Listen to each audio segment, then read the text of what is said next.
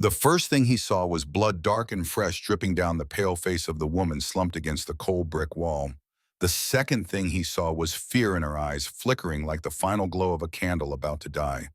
And the third thing he saw was himself, Marcus Reaper, Cain, a hardened Hell's Angel with hands stained from the kinds of choices that carve scars into a man's soul, standing at a crossroads he never expected to face. The dying woman wore a torn police uniform badge smeared with dirt and blood, and everything about the moment screamed danger. Yet something deeper than survival instinct rooted him to the pavement. Portland's industrial district at 11:47 on a Tuesday night held nothing but fog and silence. Marcus had been riding home from Reaper's garage after replacing the transmission on a '68 Mustang, his fingers still smelling of oil and metal. The Harley-Davidson beneath him thrummed with familiar power as he cut through empty streets lined with warehouses that had seen better decades. He knew every alley, every shortcut, every shadow in this part of town. It was Hell's Angels territory, or at least it had been before the drug shipments started arriving and complicating everything with law enforcement presence. The scream that cut through the night air lasted only 2 seconds, muffled and desperate. His first instinct was to twist the throttle and disappear into the fog. Not his business. Never his business. 34 years of surviving on the margins of society had taught him that stopping for trouble only invited more trouble. But his hand froze on the grip. The sound carried something he recognized, something that clawed at memories he had spent 10 years trying to bury beneath leather and engine noise and brotherhood that asked no questions. Marcus killed the engine 2 blocks from the freight warehouse and approached on foot. His boots made no sound on the wet pavement. The leather vest he wore displayed patches earned through years of loyalty and choices that kept him awake some nights, though he rarely admitted it even to himself. The Hells Angels insignia on his back had opened doors and closed. Others had made him family to some, an enemy to most. He moved with the practiced caution of someone who had walked into ambushes before and learned to spot them early. The alley behind the old warehouse reeked of rust and rotting wood. A single streetlight flickered 30 yards away, casting more shadows than illumination. Marcus spotted her immediately, the uniform giving her away even in the darkness. Officer Sarah Mitchell, though he did not know her name yet, lay against the brick wall with blood streaming from a gash above her temple. Her radio had been crushed beneath her weight, plastic shards glinting in the dim light. Her service weapon was gone, holster empty. Someone had beaten her badly and left her to die alone. Every rational thought in Marcus's brain screamed at him to turn around. Cops were the enemy, had always been the enemy, had put half his brothers behind bars, and would gladly do the same to him given half a chance. If anyone saw him here with an injured officer, the assumptions would bury him before he could speak. Yet his feet carried him forward, propelled by something stronger than logic or self-preservation. He crouched beside her, and the world seemed to hold its breath. Her eyes found his face and widened with terror, then confusion, then something else he could not name. Recognition, maybe, or the desperate hope of a drowning person spotting driftwood. Blood soaked through her uniform shirt, spreading from wounds he could not yet assess. Her breathing came in shallow gasps that rattled like broken machinery losing rhythm. Marcus's throat tightened as memory crashed over him with brutal clarity. 10 years ago, different alley, different city, but the same desperate sound of someone dying. Lisa had been 16 walking home from the library with her backpack full of textbooks and dreams about veterinary school. The drunk businessman in his Mercedes never saw her, or claimed he did not, and the legal system believed expensive lawyers over grieving brothers. Marcus had been 24 racing through traffic after getting a neighbor's frantic call, arriving 4 minutes too late to do anything but hold her, as life drained away into the gutter. She had looked at him with the same terrified confusion now reflected in this police officer's eyes. The vest came off his shoulders without conscious decision.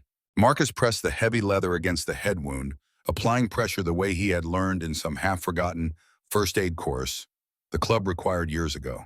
Blood soaked into the fabric, immediately warm, and sticky staining patches he had earned through loyalty and violence and choices that defined him to the world.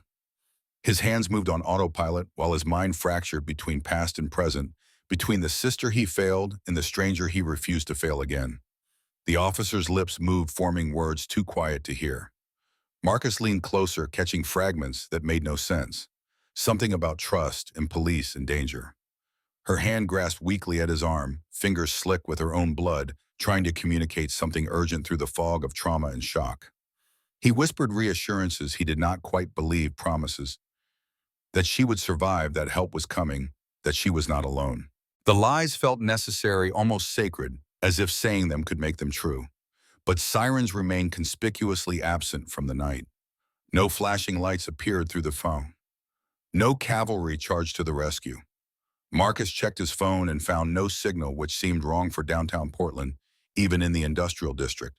Someone had planned this carefully, had isolated her, had meant for her to die here without witnesses or hope. The realization sent cold dread through his chest. He assessed her injuries with growing alarm. The head wound bled profusely, but might not be fatal if treated quickly. More concerning were the defensive wounds on her forearms and the way she favored her left side, suggesting broken ribs that could puncture a lung. She had fought hard before going down. Whoever did this had been thorough and professional, and that detail bothered him more than he wanted to examine. Marcus made his decision in the space between heartbeats. He slid his arms beneath her, lifting carefully to avoid aggravating her injuries. She was lighter than he expected, or perhaps adrenaline made her weightless. Her head lolled against his shoulder, and her breath came warm against his neck. Blood trickled down his forearm, soaking into the tattoos that mapped his history across his skin.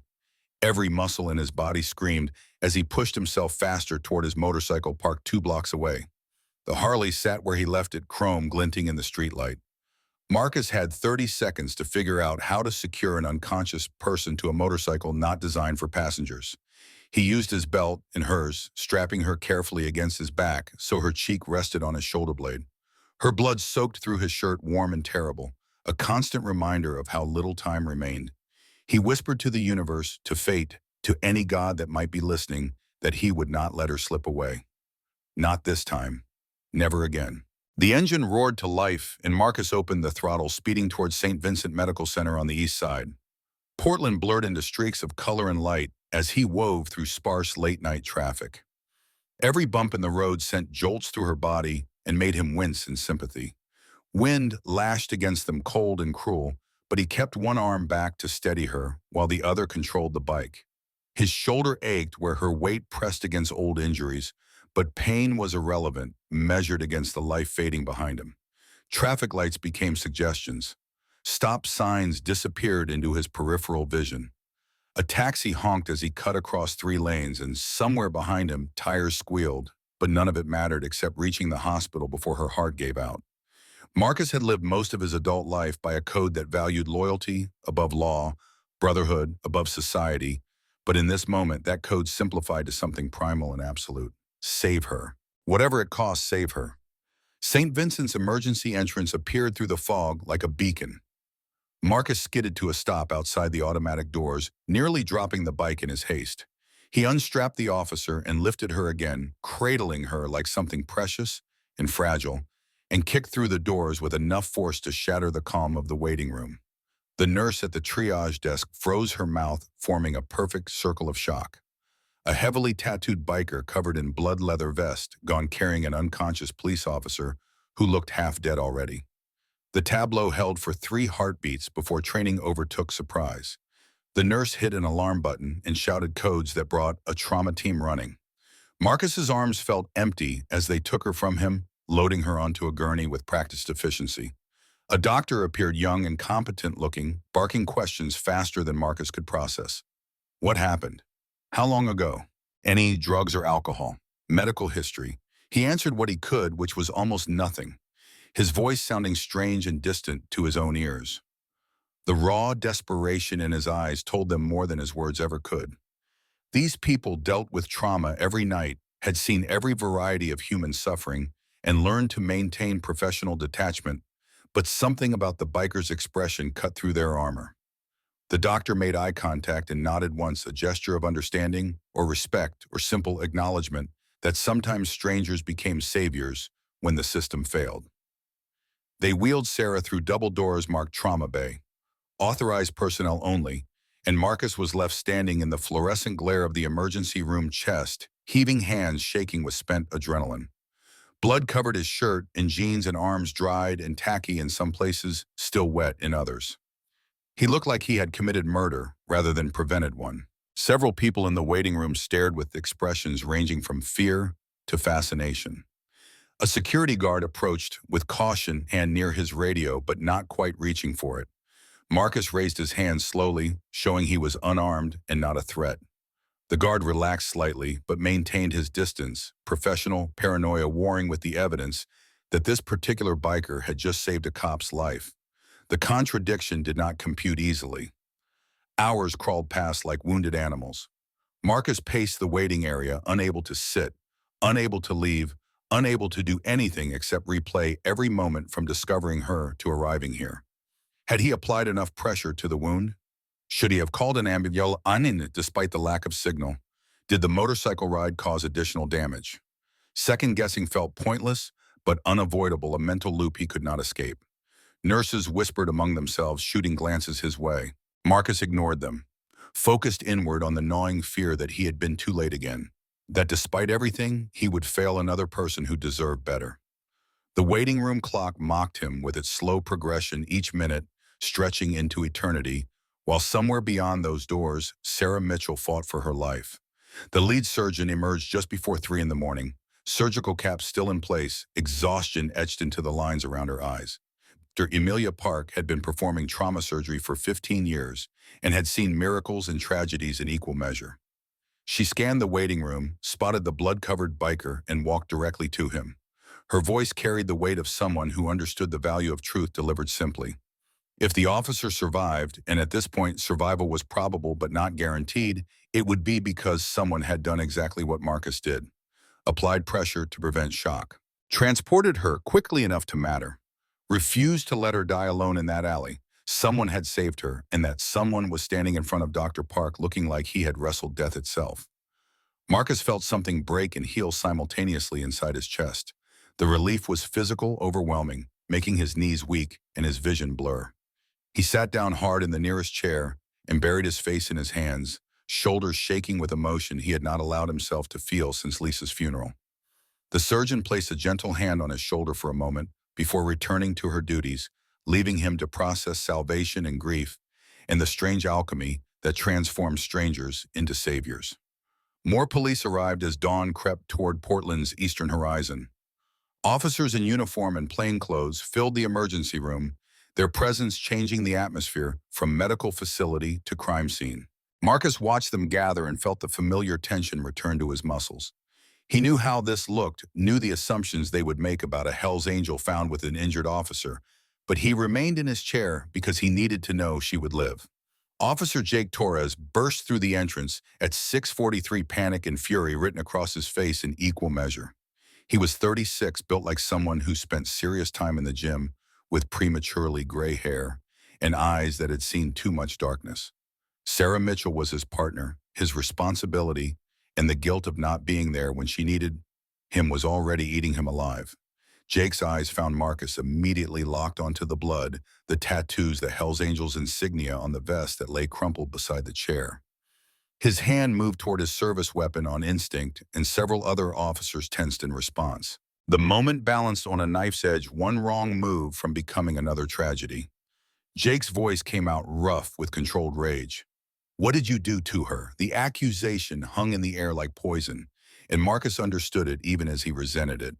He stood slowly, keeping his hands visible, and met Jake's gaze without flinching. The truth was simple and inadequate. He found her dying. He saved her. He brought her here. But Jake had been a cop for 14 years, had learned to distrust simple explanations, especially from people whose lifestyle put them opposite the law. Hell's Angels did not save police officers. They killed them or framed them or used them as pawns in larger games. The cognitive dissonance showed clearly on Jake's face as he struggled to reconcile what he believed with what the evidence suggested. Other officers surrounded them now, hands on weapons, waiting for Jake's lead. The tension ratcheted higher with each passing second. Marcus remained still, knowing that sudden movements would end badly for everyone. He had been arrested before, had spent enough time in interrogation rooms to understand that resistance now would only confirm their suspicions. Yet something in him refused to regret the choice that brought him to this moment. Dr. Park's return broke the standoff. She positioned herself physically between Jake and Marcus, small, but utterly unafraid, and delivered her assessment with professional authority. The patient had lost approximately 30% of her blood volume. Another 10 minutes without intervention would have been fatal. Whoever brought her in had performed battlefield triage effectively and transported her with enough care to prevent additional trauma. The evidence was irrefutable. Jake processed this information slowly, watching Marcus with new confusion, layered over the lingering suspicion. The scenario made no sense through the lens of cop versus criminal, yet Dr. Park was not lying, and the blood-covering Marcus told its own story. Jake's hand moved away from his weapon, and the other officers followed his lead, but the distrust remained thick enough to taste. The questions came rapid fire. What was Marcus doing in that area? How did he find her? Did he see the attackers? Hear vehicles? Notice anything unusual? Marcus answered with the bare facts, keeping his voice neutral and his answers short. He had been riding home from work, heard a scream, found her bleeding and alone, no attackers present, no vehicles nearby except his motorcycle. He brought her directly to St. Vincent. Jake pressed harder on one critical detail. Did she say anything? Marcus hesitated, remembering the fragments Sarah had whispered while semi-conscious. Something about trust and police and danger. The memory carried weight he did not fully understand, but instinct told him it mattered. He met Jake's eyes and delivered the truth that would change everything. She said not to trust police. Silence crashed over the emergency room like a physical force. Officers exchanged glances, loaded with meaning Marcus could not interpret. Jake's expression shifted from confusion to something darker, more complicated. He opened his mouth to respond, but was interrupted by Captain Raymond Holloway's arrival. Holloway was 53, career law enforcement, with silver hair and a commanding presence that made people stand straighter in his vicinity. He had run the Portland Police Department's Major Crimes Division for 8 years, earning commendations and respect in equal measure. But something about the way his eyes swept over Marcus felt calculating rather than concerned, as if he were assessing a problem rather than investigating a crime. The captain's voice carried authority that brooked no argument. Marcus Kane needed to be held for questioning as a material witness and potential suspect. Due process required it, the law demanded it. Never mind that Marcus had saved an officer's life, that he had acted heroically when he could have simply ridden past. Holloway's logic was coldly bureaucratic, legally sound, and fundamentally wrong in ways that made Jake's jaw clench. Jake objected immediately. Marcus was a witness, possibly a hero, certainly not a suspect. Holding him sent exactly the wrong message and violated every principle of justice they supposedly served. But Holloway shut down the objection with administrative efficiency, reminding Jake that he did not make decisions above his pay grade and should remember his place in the chain of command. Marcus watched this exchange with the weary resignation of someone who had always known that doing the right thing would not protect him from being treated like a criminal. He extended his wrist for the handcuffs without resistance or a complaint, his only words directed at Jake rather than Holloway. As long as she lives, that was all that mattered. Everything else was just noise and bureaucracy and the predictable consequences of being who he was in a world that had already decided what that meant. They led him away through the hospital corridors, past staff who stared and patients who whispered. Marcus kept his head high and his expression neutral, giving them nothing to use against him later. But inside, beneath the armor of practiced indifference, something new had taken root. He had saved a life tonight. For once in his adult existence, he had chosen humanity over survival, compassion over calculation. The cost remained to be determined, but the choice itself felt clean in ways his soul had forgotten. The holding cell at Portland PD was exactly as he remembered from previous encounters with law enforcement. Concrete walls painted institutional beige, fluorescent lights that never dimmed, metal bench bolted to the floor. He had occupied cells like this before, though usually after bar fights or traffic violations rather than acts of heroism. The irony was not lost on him. Marcus sat on the bench and closed his eyes, willing his racing heartbeat to slow.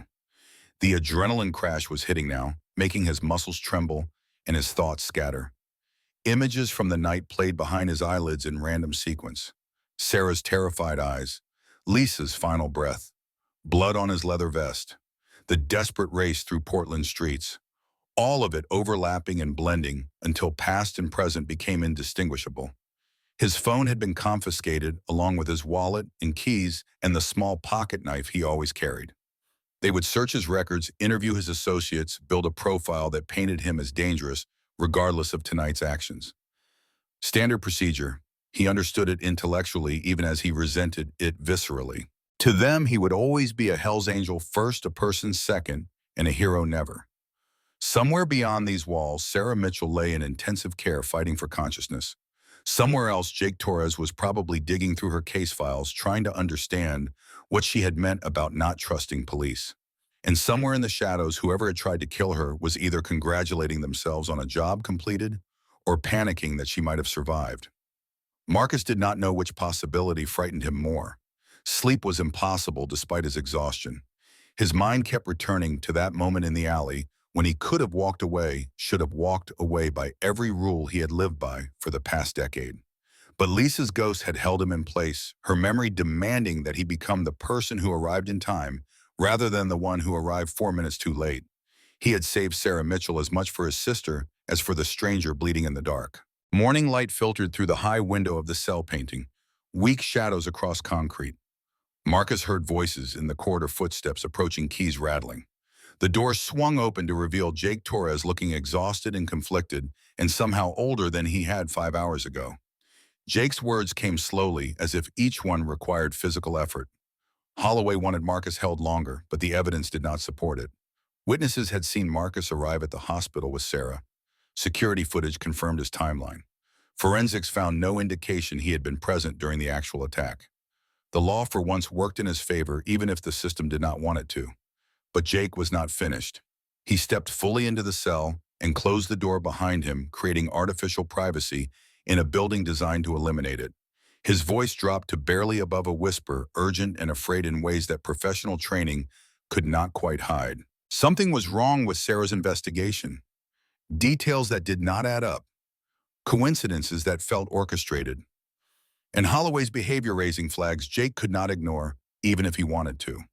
Marcus listened without interrupting, processing implications that extended far beyond a random assault in an alley.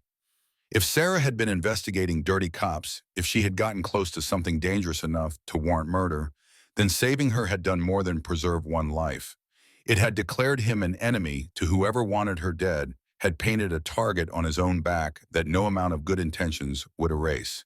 Jake produced a business card with his cell number handwritten on the back. Contact information felt like a lifeline and a trap simultaneously. He told Marcus to call if he remembered anything else, but his eyes communicated a different message entirely. Call if you want to help me figure out what Sarah was really investigating. Call if you are willing to risk everything to do the right thing one more time.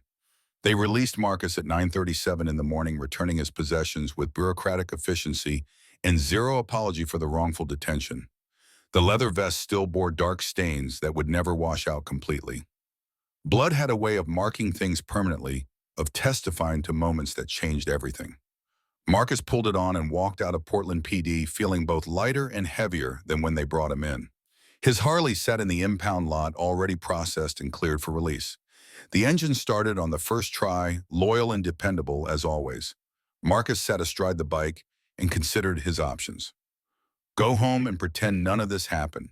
Return to the safe routine of fixing engines and drinking with his brothers, and asking no questions about the world beyond his immediate circle, or accept Jake's unspoken invitation to wade deeper into whatever darknesses had tried to kill Sarah Mitchell. The choice was not really a choice at all, not anymore. Saving her had changed something fundamental, and Marcus Kane had reminded him that he used to be someone who believed in justice and protecting the innocent and standing between evil and its intended victims. That person had gotten buried under years of cynicism and survival instinct, but apparently he was not quite dead yet. Lisa would have been proud, or at least Marcus needed to believe she would. He rode toward Reaper's garage, slowly letting the familiar streets settle his nerves. The industrial district looked different in morning light, less menacing and more tired. Workers arrived for day shifts at the remaining factories. Trucks made deliveries to businesses struggling to stay solvent. Normal life continued, despite the violence that had erupted in these same streets just hours ago. Tommy Wrench Sullivan stood outside the clubhouse smoking a cigarette when Marcus arrived. Tommy was 48 vice president of the Portland chapter, and the closest thing Marcus had to a father figure since his own had disappeared when he was 12. Gray streaked through his beard and tattoos-covered arms, made thick by decades of manual labor. He had been with the Hells Angels for 26 years, had seen brothers come and go, had buried friends and enemies alike. Tommy's expression told Marcus that word had already spread through the brotherhood. The look combined disappointment and concern and something harder to name. They stood in silence for a long moment, the kind of silence that communicated more than words ever could between men who had shared foxholes, both literal and metaphorical. Finally, Tommy spoke, his voice gravelly from cigarettes and hard living. The club needed to talk about what happened. Church meeting tonight, mandatory attendance. Marcus understood immediately that he would be answering for his actions, that saving a police officer violated unwritten rules about choosing sides and maintaining appropriate distance from law enforcement. The Brotherhood demanded explanations when one of their own crossed lines that kept everyone safe. Marcus nodded acceptance. He had expected this, had known that consequences would ripple beyond his personal situation.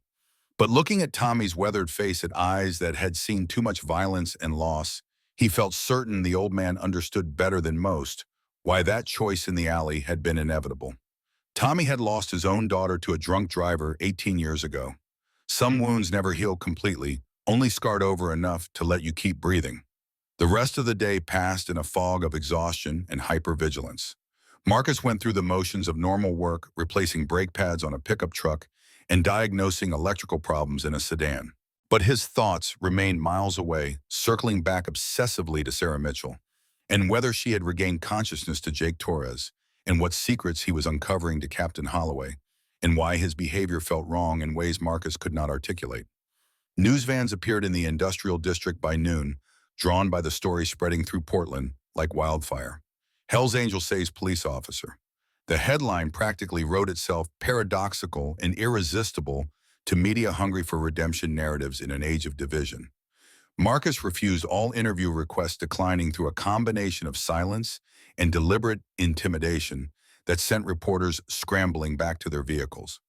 But Derek Ghost Morrison, 28, and eager to prove himself within the Brotherhood, arrived at the garage around 3, with questions Marcus could not easily dodge. Ghost represented the younger generation of Hells Angels men who had joined for the rebellion and stayed for the belonging, who sometimes forgot that the patches on their vests had been earned through choices that demanded respect even in disagreement. Ghost wanted to know if the rumors were true, if Marcus had really saved a cop, if he understood what that looked like to outsiders and enemies alike. The questions came rapid fire, aggressive, challenging. Marcus let him finish before responding with a calmness he did not quite feel. Yes, he saved her. Yes, he understood the implications. No, he did not regret it. And Ghost needed to decide right now whether that answer was acceptable, because the conversation was over either way. The young man's face worked through several emotions before settling on reluctant admiration. He nodded once and left without another word, but Marcus knew the exchange would be reported at tonight's meeting. Everything would be reported, analyzed, debated. The Brotherhood operated on democratic principles even when discussing uncomfortable truths. Everyone got a voice. Majority ruled. And Marcus would have to defend himself before men whose respect he had spent 8 years earning. Evening arrived with Portland's characteristic gray skies and drizzling rain. Marcus cleaned up, changing into fresh jeans and a black t-shirt under his blood-stained vest. The stains had dried to dark rust, permanent reminders of the choice that had altered his trajectory. He looked at himself in the cracked mirror above the garage bathroom sink and barely recognized the man staring back.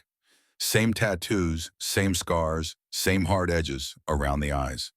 But something essential had shifted beneath the surface, some internal calibration that changed how he moved through the world. The clubhouse occupied a converted warehouse on the district's eastern edge, nondescript except for the motorcycles always parked outside and the surveillance cameras Tommy had installed after a rival gang tried to firebomb them 3 years ago. Marcus arrived 15 minutes early, habit born from years of military-style discipline the club demanded. Several brothers already gathered in the main room, drinking beer and playing pool, pretending tonight was like any other night. But the tension was palpable, electric, crackling through conversations that stopped when Marcus entered.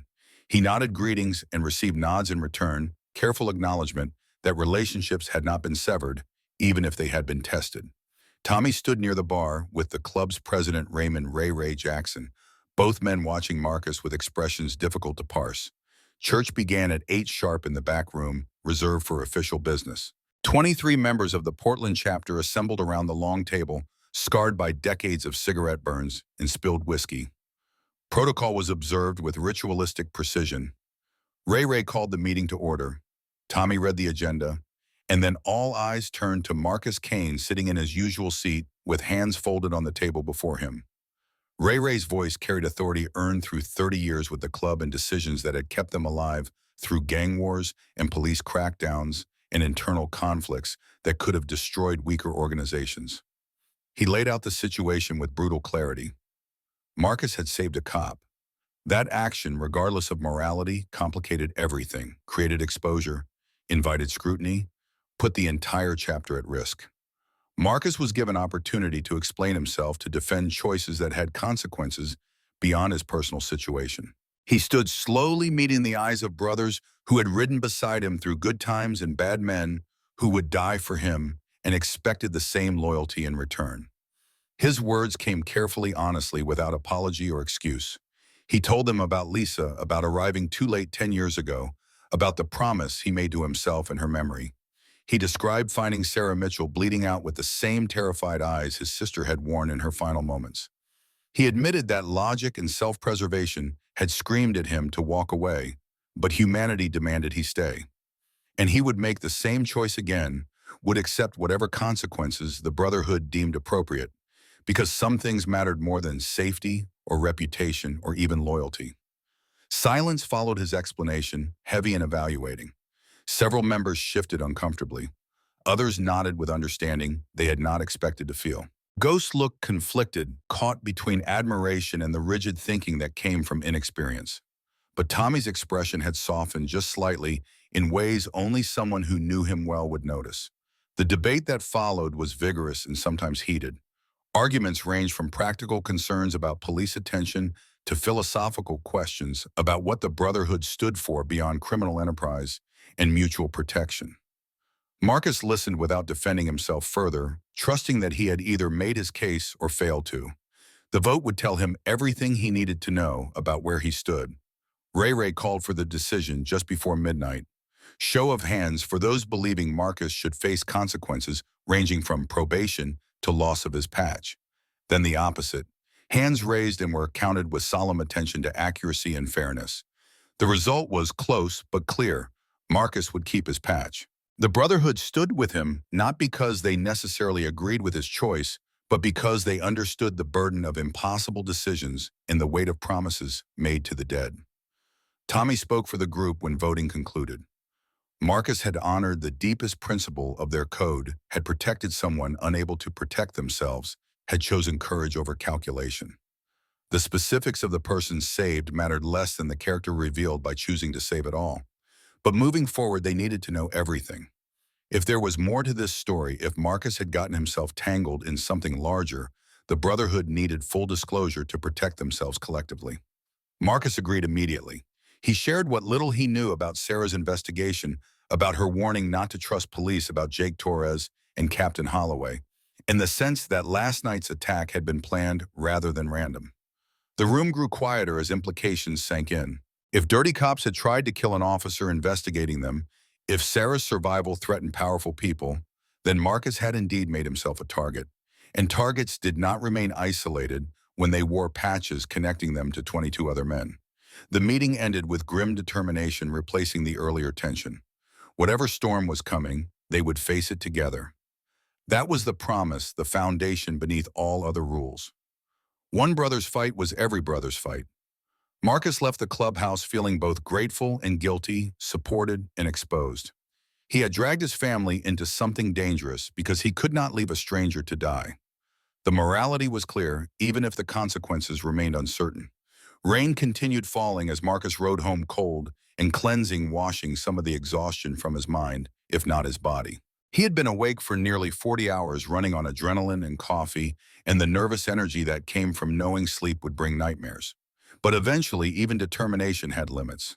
His apartment above Reaper's garage was small and sparse, containing little beyond a bed, a couch, and maintenance manuals stacked against every wall. Pictures of Lisa sat on the dresser in cheap frames, frozen at 16 and forever younger than Marcus was now.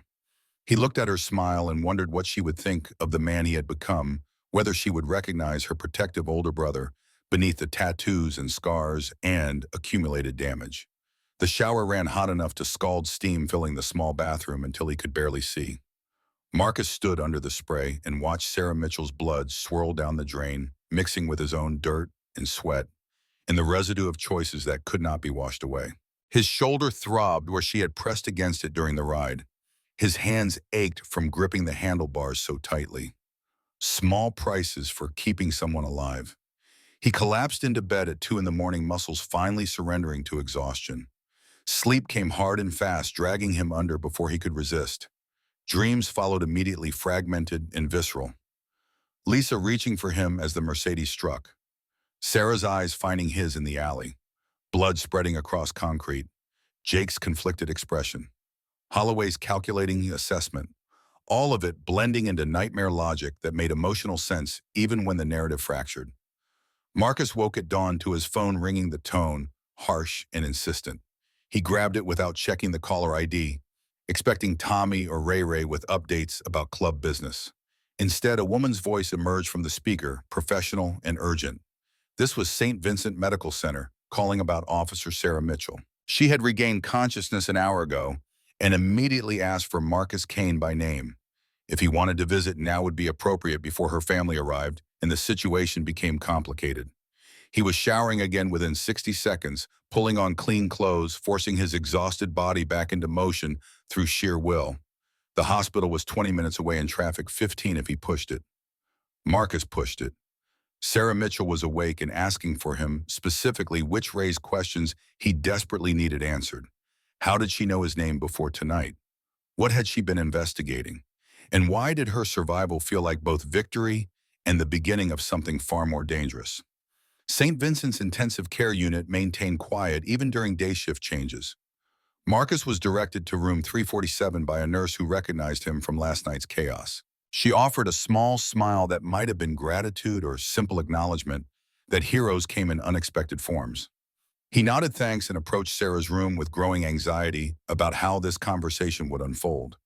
She looked smaller in the hospital bed, diminished by injury and medical equipment. Bandages wrapped her head where Marcus had pressed his vest against the wound. IV lines snaked into both arms. Monitors beeped steady rhythms tracking vitals that had been critical 12 hours ago. But her eyes were open and alert, tracking his entrance with an intensity that suggested the beating had not diminished her mental acuity. Sarah's voice came rough from disuse and trauma, barely above a whisper. Thank you felt inadequate to the moment, but apparently necessary for her to say. Marcus moved closer to the bed, maintaining respectful distance, while close enough to hear without making her strain. He responded that she did not need to thank him, that any decent human would have done the same, though they both knew that was generous interpretation of human nature. But Sarah shook her head slightly, wincing at the movement. Not any decent human. Most people would have kept walking, especially someone like him saving someone like her. The words carried acknowledgement of the divide between them, the history that made his choice remarkable rather than expected. She reached out with trembling fingers and grasped his hand, her touch warm and alive, and impossibly fragile. Her next words changed everything, confirming fears Marcus had not quite allowed himself to articulate.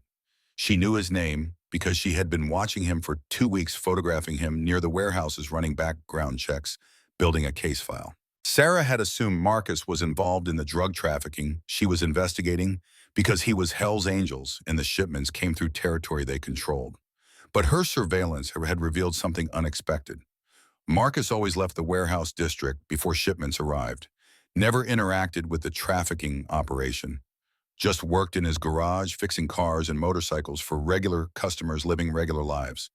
The pattern made no sense if he was part of the criminal enterprise, but made perfect sense if someone else was using Hell's Angels territory specifically to frame them for crimes they were not committing. The implications crashed over Marcus like ice water. Sarah had not been investigating Hell's Angels at all, not really. She had stumbled onto something larger. A corruption network that extended into Portland Police Department itself, and Marcus's proximity to the crime scenes made him a convenient scapegoat if anyone started asking uncomfortable questions. Saving her had done more than preserve one life. It had disrupted a carefully constructed frame that would have destroyed him and his brothers. Sarah's energy was fading exhaustion, pulling her back towards sleep. But she forced out one more critical piece of information. Her investigation had identified at least 7 dirty cops protecting drug shipments in exchange for payoffs that ran into 6 figures annually. She had evidence hidden where her partner, Jake Torres, could find it backup files documenting everything. And she believed Captain Holloway was not just involved, but running the entire operation. Marcus absorbed this with growing dread. If Holloway orchestrated Sarah's attempted murder, if he had tried to frame Marcus and failed, then both of them were in immediate danger. Holloway would not stop at one attempt. He had too much to lose, too much invested in keeping the corruption hidden. And now Sarah was awake, talking, remembering. As if summoned by the thought, footsteps approached in the corridor outside. Heavy and deliberate, carrying authority, Marcus recognized instantly. He moved instinctively between the door and Sarah's bed, protective stance, ingrained by years of fighting.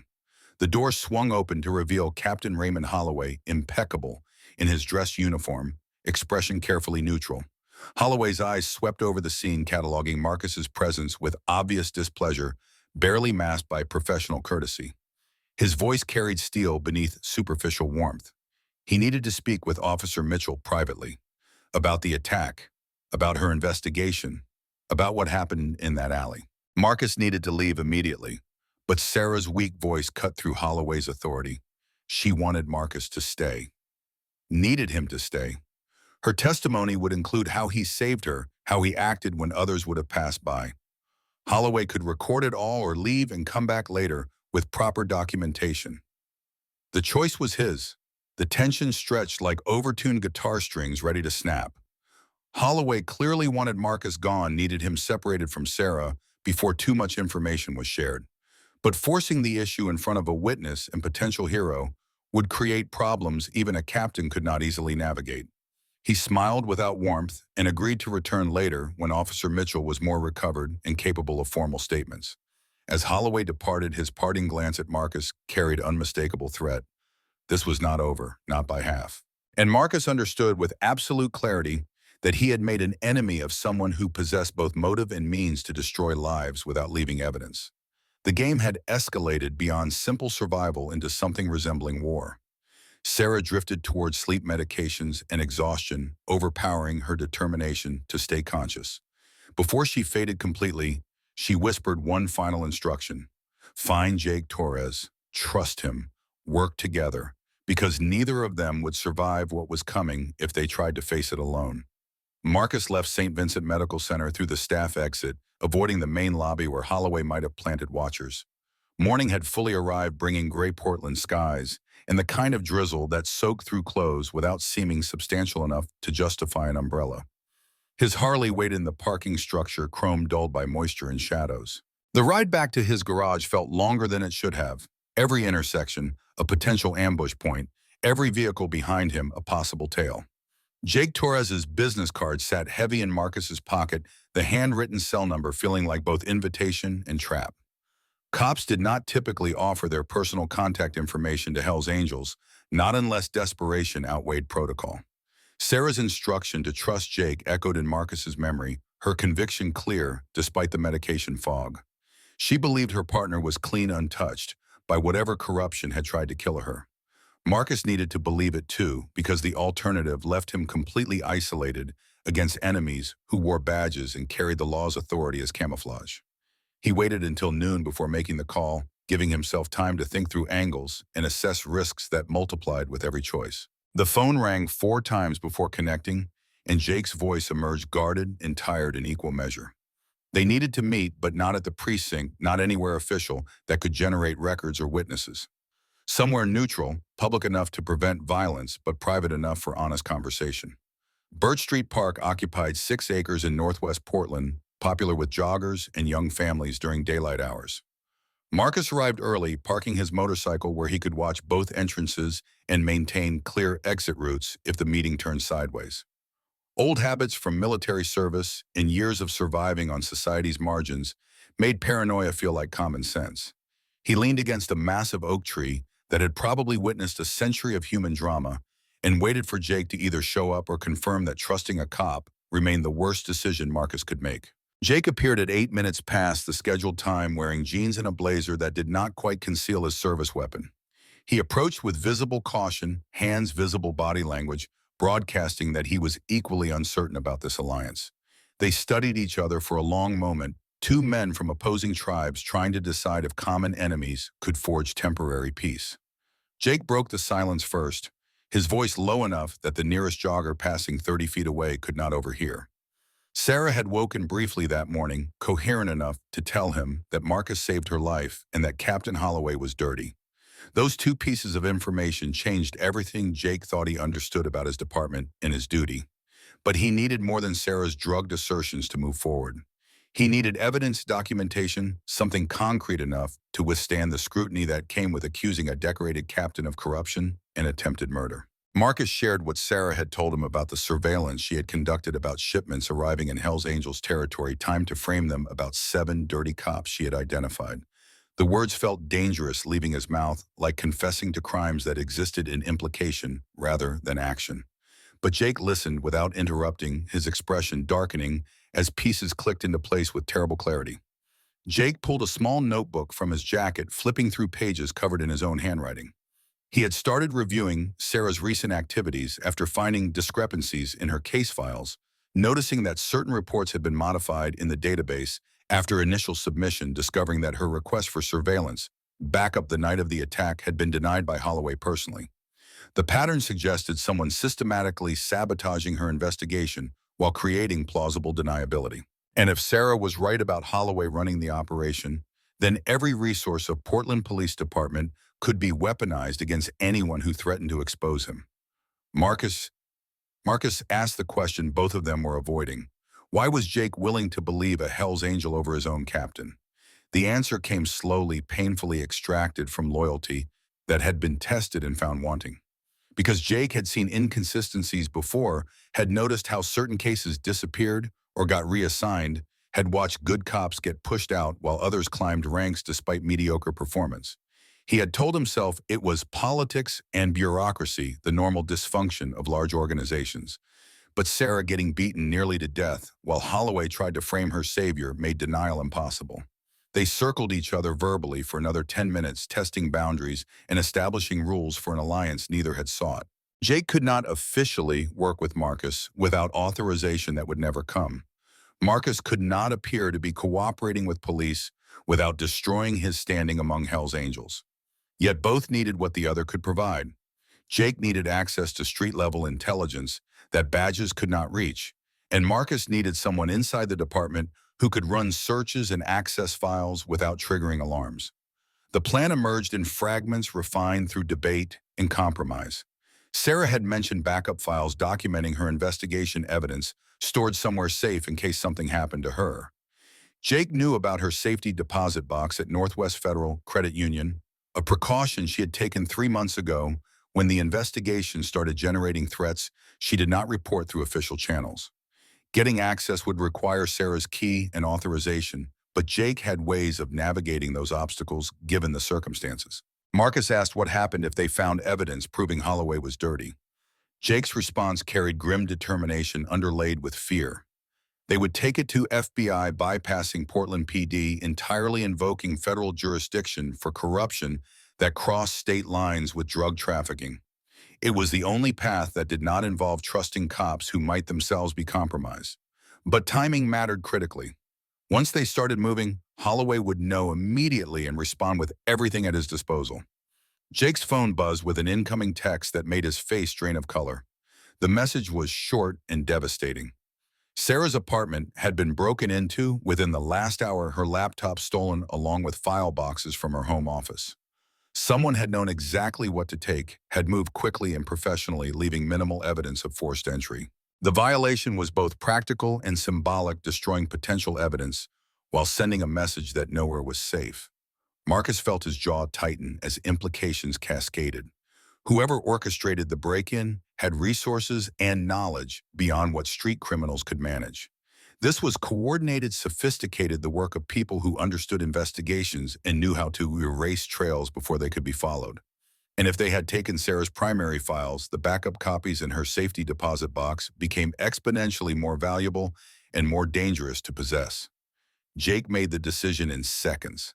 They needed to retrieve that evidence now before Holloway realized it existed and found ways to intercept it. The credit union stayed open until 6 on weekdays, giving them less than 4 hours to navigate legal obstacles and extract files without drawing attention that could prove fatal. Marcus agreed immediately, understanding that hesitation would allow their enemies to close gaps and eliminate options. The ride across Portland felt surreal, Marcus following Jake's unmarked sedan, while maintaining enough distance to avoid appearing connected. They parked in different sections of the credit union lot and entered separately, civilians conducting mundane financial business that happened to coincide. Jake carried Sarah's key obtained from her personal effects at the hospital through a combination of authority and improvisation. Marcus waited near the currency exchange counter, watching for threats while trying to appear relaxed. Jake's conversation with the branch manager stretched longer than ideal, complicated by questions about Sarah's condition and authorization protocols designed to prevent exactly this kind of access. But eventually, bureaucracy yielded to circumstance and the sympathetic influence of a badge. The manager led Jake into the vault area while Marcus maintained his vigil, acutely aware of security cameras recording everything and the vulnerability of their position. 15 minutes passed like hours before Jake emerged carrying a metal document box that looked innocuous, but contained potential to destroy careers and lives. He walked past Marcus without acknowledgement, heading directly to his vehicle. Marcus followed 3 minutes later, taking a different exit and circling the block twice to ensure no surveillance. They rendezvoused at a Fred Meyer parking lot 6 blocks away, Jake transferring the box to Marcus's motorcycle saddlebag with movements quick enough to avoid drawing attention. Neither spoke about the significance of what had just changed hands. Marcus was now in possession of evidence that made him either crucial witness or primary target, depending on who found him first. Jake had violated department protocol and possibly broken laws designed to protect evidence chains. They were committed now beyond the point where retreat offered safety. Forward motion was the only option that did not guarantee destruction. Marcus suggested they review the evidence somewhere neither man's home nor workplace could compromise. His garage offered privacy and security, Hell's Angels territory that cops avoided and criminals respected. Jake hesitated visibly, his entire career built on maintaining clear boundaries between law enforcement and criminal organizations. But Sarah's life and the investigation's integrity overrode conventional wisdom. He agreed with the stipulation that he would come armed and leave at first sign of trouble. Reaper's garage at 4 in the afternoon held the comfortable clutter of ongoing projects. 2 cars sat on lifts, half-dismantled engines spread across workbenches, tools organized with the precision of someone who had learned that lost equipment cost time and money. Marcus led Jake up narrow stairs to his apartment above the shop, a space that reflected the same utilitarian philosophy as the garage below. Minimum comfort, maximum function, nothing to reveal the man who lived there beyond his dedication to machinery and solitude. Jake set the metal box on the small kitchen table that doubled as Marcus's dining and workspace. The lock opened with Sarah's key, revealing contents that represented months of dangerous investigation. Folders stuffed with photographs, printouts of financial records, spreadsheets documenting shipment schedules, USB drives presumably holding additional files. Sarah had been building a comprehensive case, methodical and thorough, the kind of work that earned promotions or ended careers depending on what it uncovered. They divided the materials, Jake taking financial documents, while Marcus examined photographs. The images showed police cruisers parked near the warehouses during known shipment times, officers whose presence could not be explained by normal patrol patterns, vehicles registered to cops appearing in locations that had no legitimate law enforcement purpose. Sarah had dated and time-stamped everything, creating a timeline that revealed coordination rather than coincidence. The financial records told a story that matched the photographic evidence. Offshore accounts linked through shell companies to officers on Portland PD deposits, timed to correspond with major drug shipments, amounts that dwarfed police salaries by factors large enough to eliminate innocent explanations. Jake recognized 7 names from the documents, including 2 sergeants and a lieutenant in addition to Captain Holloway. The corruption ran deeper and wider than either of them had feared. Marcus inserted one of the USB drives into his laptop, finding it required password protection. He tried obvious combinations without success before Jake suggested Sarah's badge number. That failed as well, but her sister's birthday worked, revealing folders organized by officer name and operation date. They opened the file labeled Holloway and found themselves watching video footage Sarah had recorded from her car during surveillance. The timestamp showed 3 weeks prior, late evening warehouse district location Marcus recognized from his daily commute. Holloway's personal vehicle pulled behind a building, and the captain emerged wearing civilian clothes. Another car arrived minutes later, expensive sedan with dealer plates from across the Columbia River in Washington. Two men exited, clearly Hispanic, moving with the confidence that came from carrying weapons and knowing how to use them. The audio was poor wind noise obscuring much of the conversation, but fragments came through clearly enough to damn everyone involved. Payment schedules, territory agreements, law enforcement protection extending into federal jurisdiction, Holloway promising to handle any investigations that threatened the operation, specifically mentioning Sarah Mitchell as someone who had been asking uncomfortable questions. The cartel lieutenant's response was equally clear. Handle it permanently or lose protection from competitors who would gladly pay for police cooperation. Jake paused the video at moment, showing Holloway accepting an envelope thick with what could only be cash. His face reflected the nausea Marcus felt watching a decorated captain betray everything his badge supposedly represented. This was not ambiguous or deniable. This was documentary evidence of conspiracy, corruption, drug trafficking, an implicit threat against an officer who later ended up beaten nearly to death. Marcus asked the question that had been growing since they started reviewing evidence. How many others in the department knew? How deep did the compromise extend? Could they trust anyone besides themselves and Sarah? Jake's answer was brutally honest. He did not know, could not be certain, had to assume anyone might be dirty until proven otherwise. That paranoia was justified and exhausting in equal measure, isolating them even as it kept them alive. They spent another hour examining files, building mental map of the operation's scope.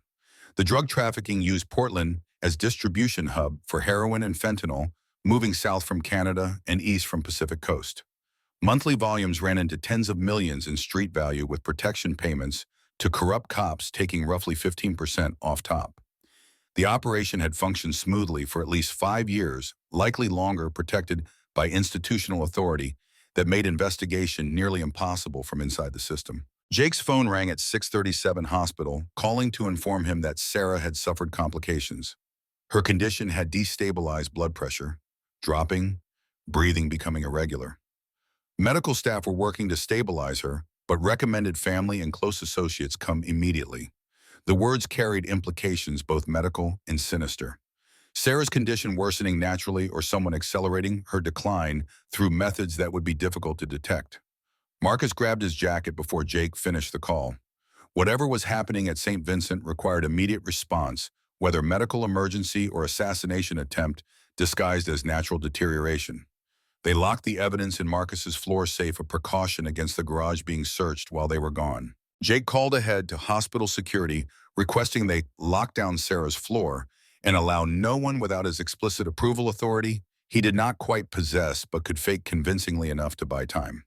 The drive back downtown broke every traffic law Jake was sworn to uphold.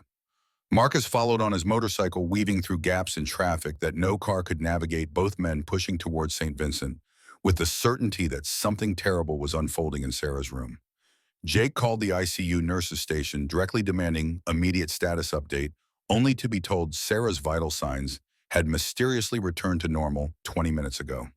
The temporary crisis had resolved itself. Medical staff were monitoring closely but no longer feared imminent coding.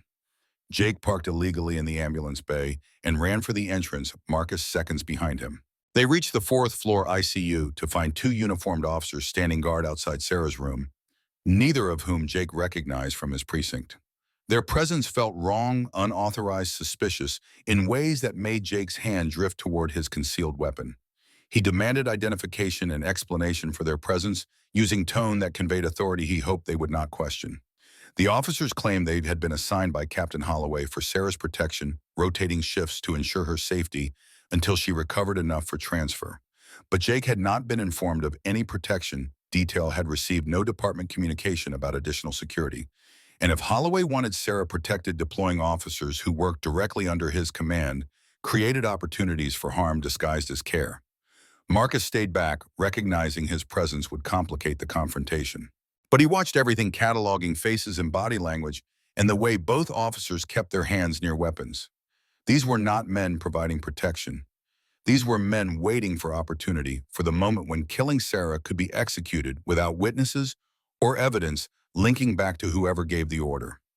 The standoff broke when Dr. Amelia Park emerged from Sarah's room, and exhaustion and frustration etched across her features. She informed Jake that someone had accessed the medication computer systems and entered orders that would have delivered a near-lethal dose of morphine to Sarah's IV. Only a vigilant nurse double-checking the prescription against Sarah's chart had caught the discrepancy.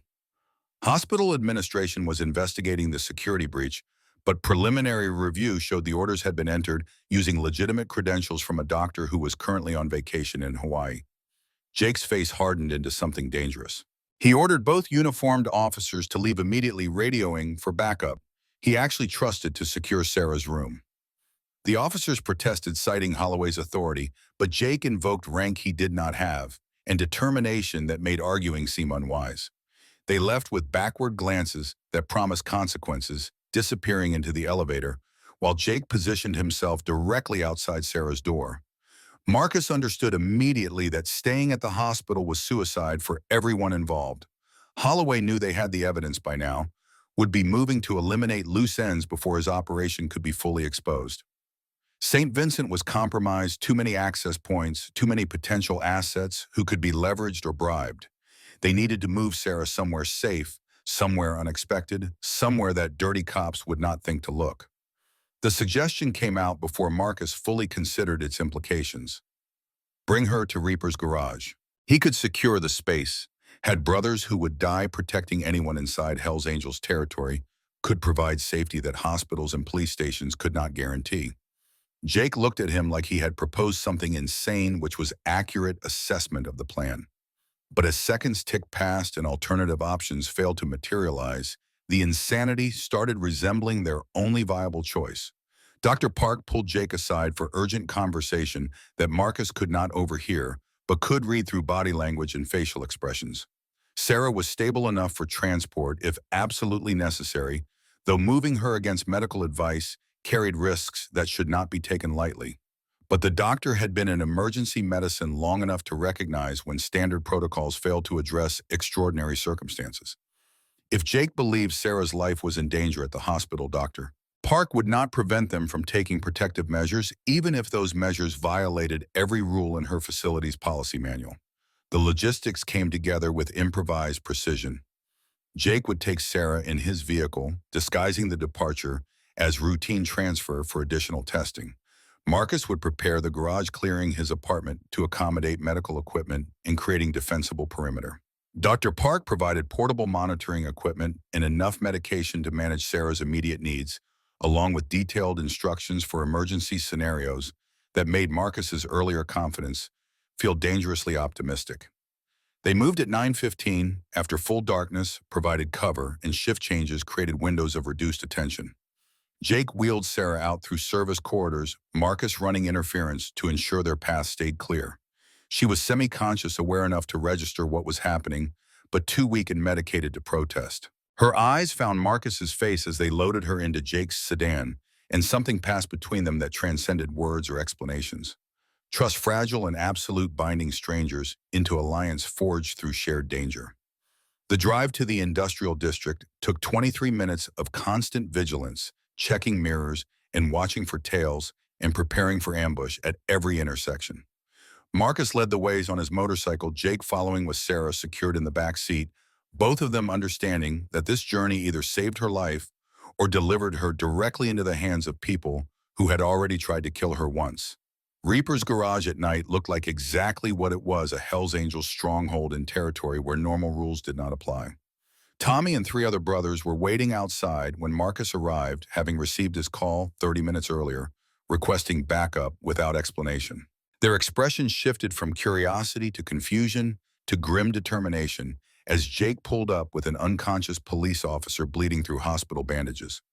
Tommy's question was simple and loaded with implications. What the hell was Marcus thinking bringing a cop to their clubhouse? The answer required speed over eloquence. Sarah had evidence that proved Hell's Angels were being framed for trafficking. They did not commit, that dirty cops were running drugs and setting up the club as scapegoats. Saving her protected the Brotherhood, even as it complicated everything. Tommy processed this while staring at Sarah's unconscious form, war between ideology and pragmatism, playing across his weathered features. The decision came faster than Marcus expected. Get her inside setup medical station in the apartment, post guards on all entrances. If dirty cops showed up, they would find themselves in hostile territory without backup or legal protection. That meant anything once they crossed into Hell's Angels space. Tommy made calls summoning more brothers, establishing perimeter security that transformed the garage from business to fortress. They carried Sarah upstairs, carefully settling her on Marcus's bed after stripping away everything except sheets and pillows. Jake set up monitoring equipment while Marcus stood uselessly by, feeling completely out of his depth in medical situations, but unwilling to leave the room.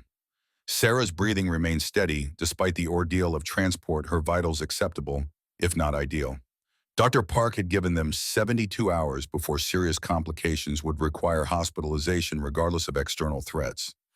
Jake finally looked at Marcus with expression that mixed exhaustion and reluctant admiration. This was completely insane, violated every protocol and regulation designed to keep officers safe.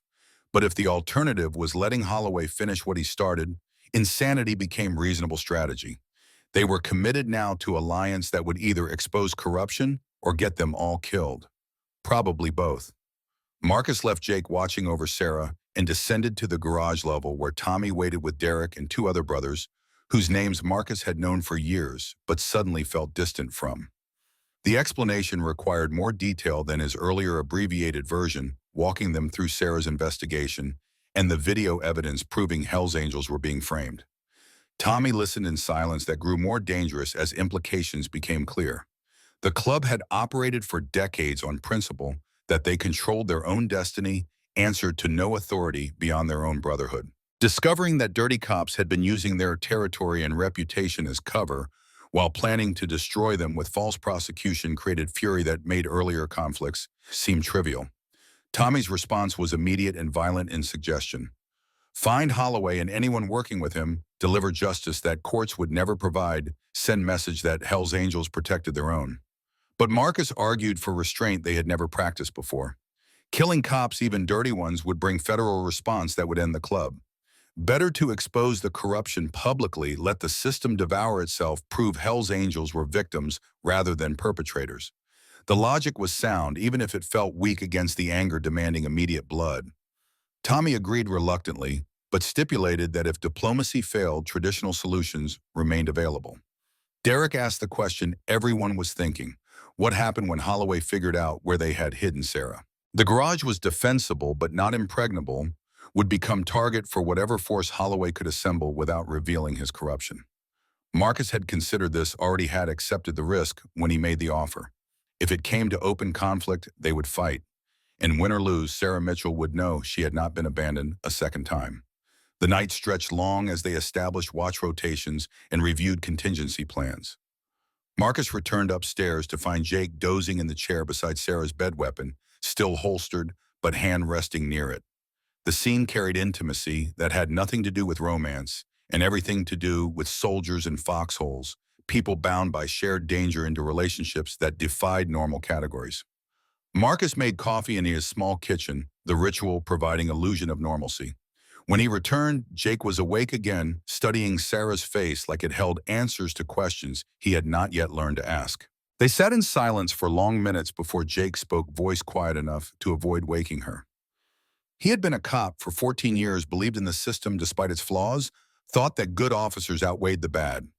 Finding out his own captain was dirty, that colleagues he trusted were complicit in murder and trafficking, shattered foundations he had built his identity upon. Marcus understood that loss more thoroughly than Jake probably realized.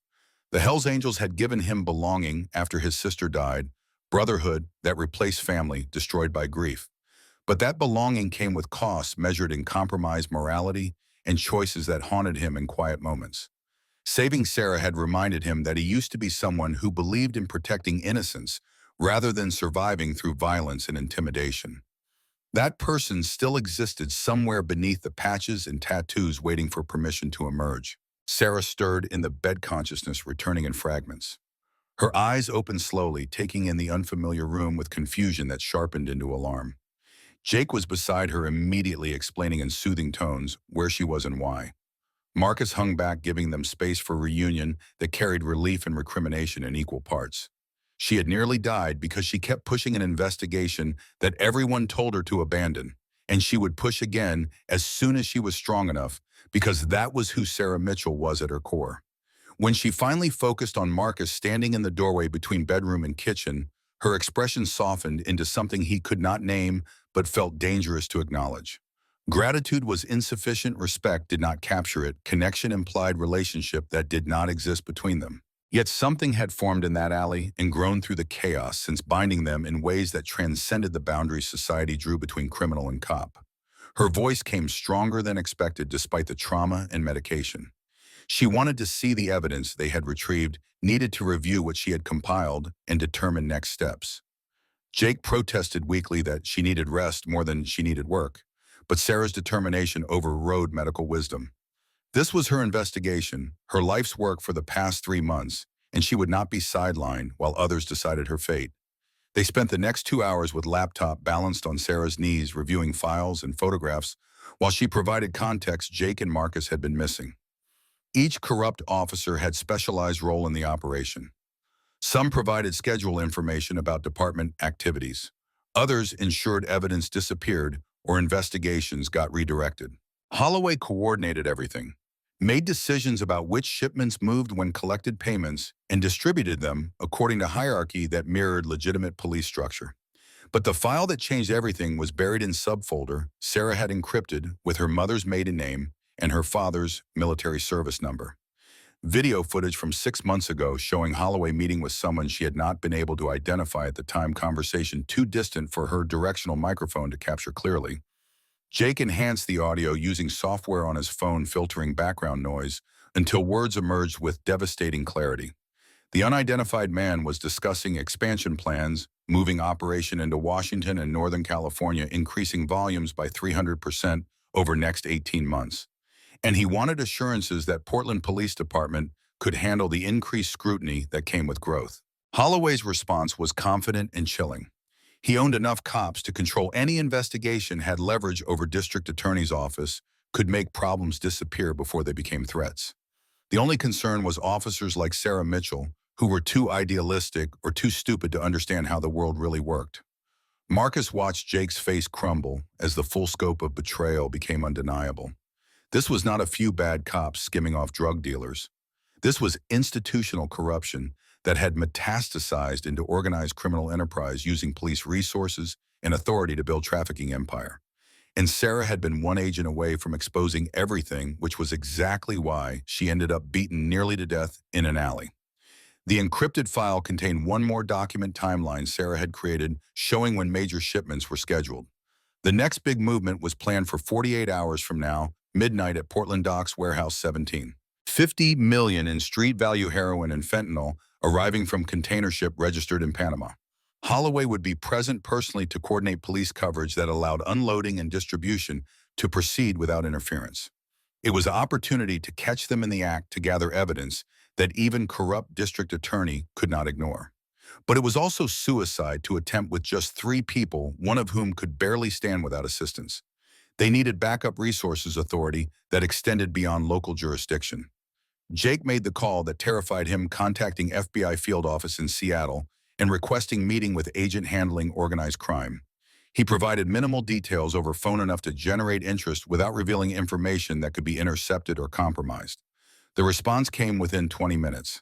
Agent Maria Chen was driving down from Seattle, would arrive by noon tomorrow, needed full briefing and evidence package. Sarah closed her eyes, exhaustion finally overwhelming determination.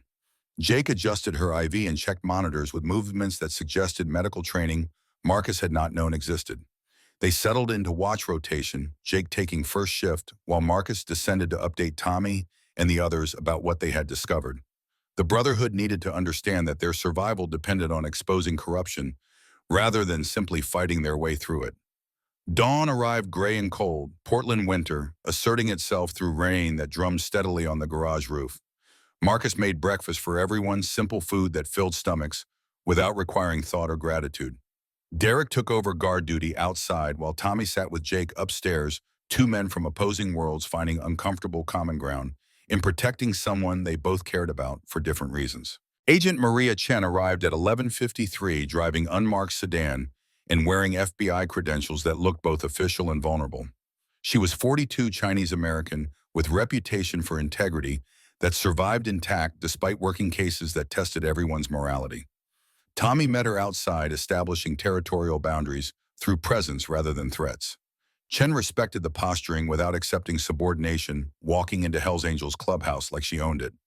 The briefing took 3 hours, Chen asking questions that proved she understood both law enforcement and criminal enterprises well enough to spot inconsistencies or exaggerations. She reviewed every file, watched every video, took notes in precise handwriting that suggested legal mind organizing information for eventual prosecution. When they finished, she sat back and delivered assessment that was simultaneously encouraging and terrifying.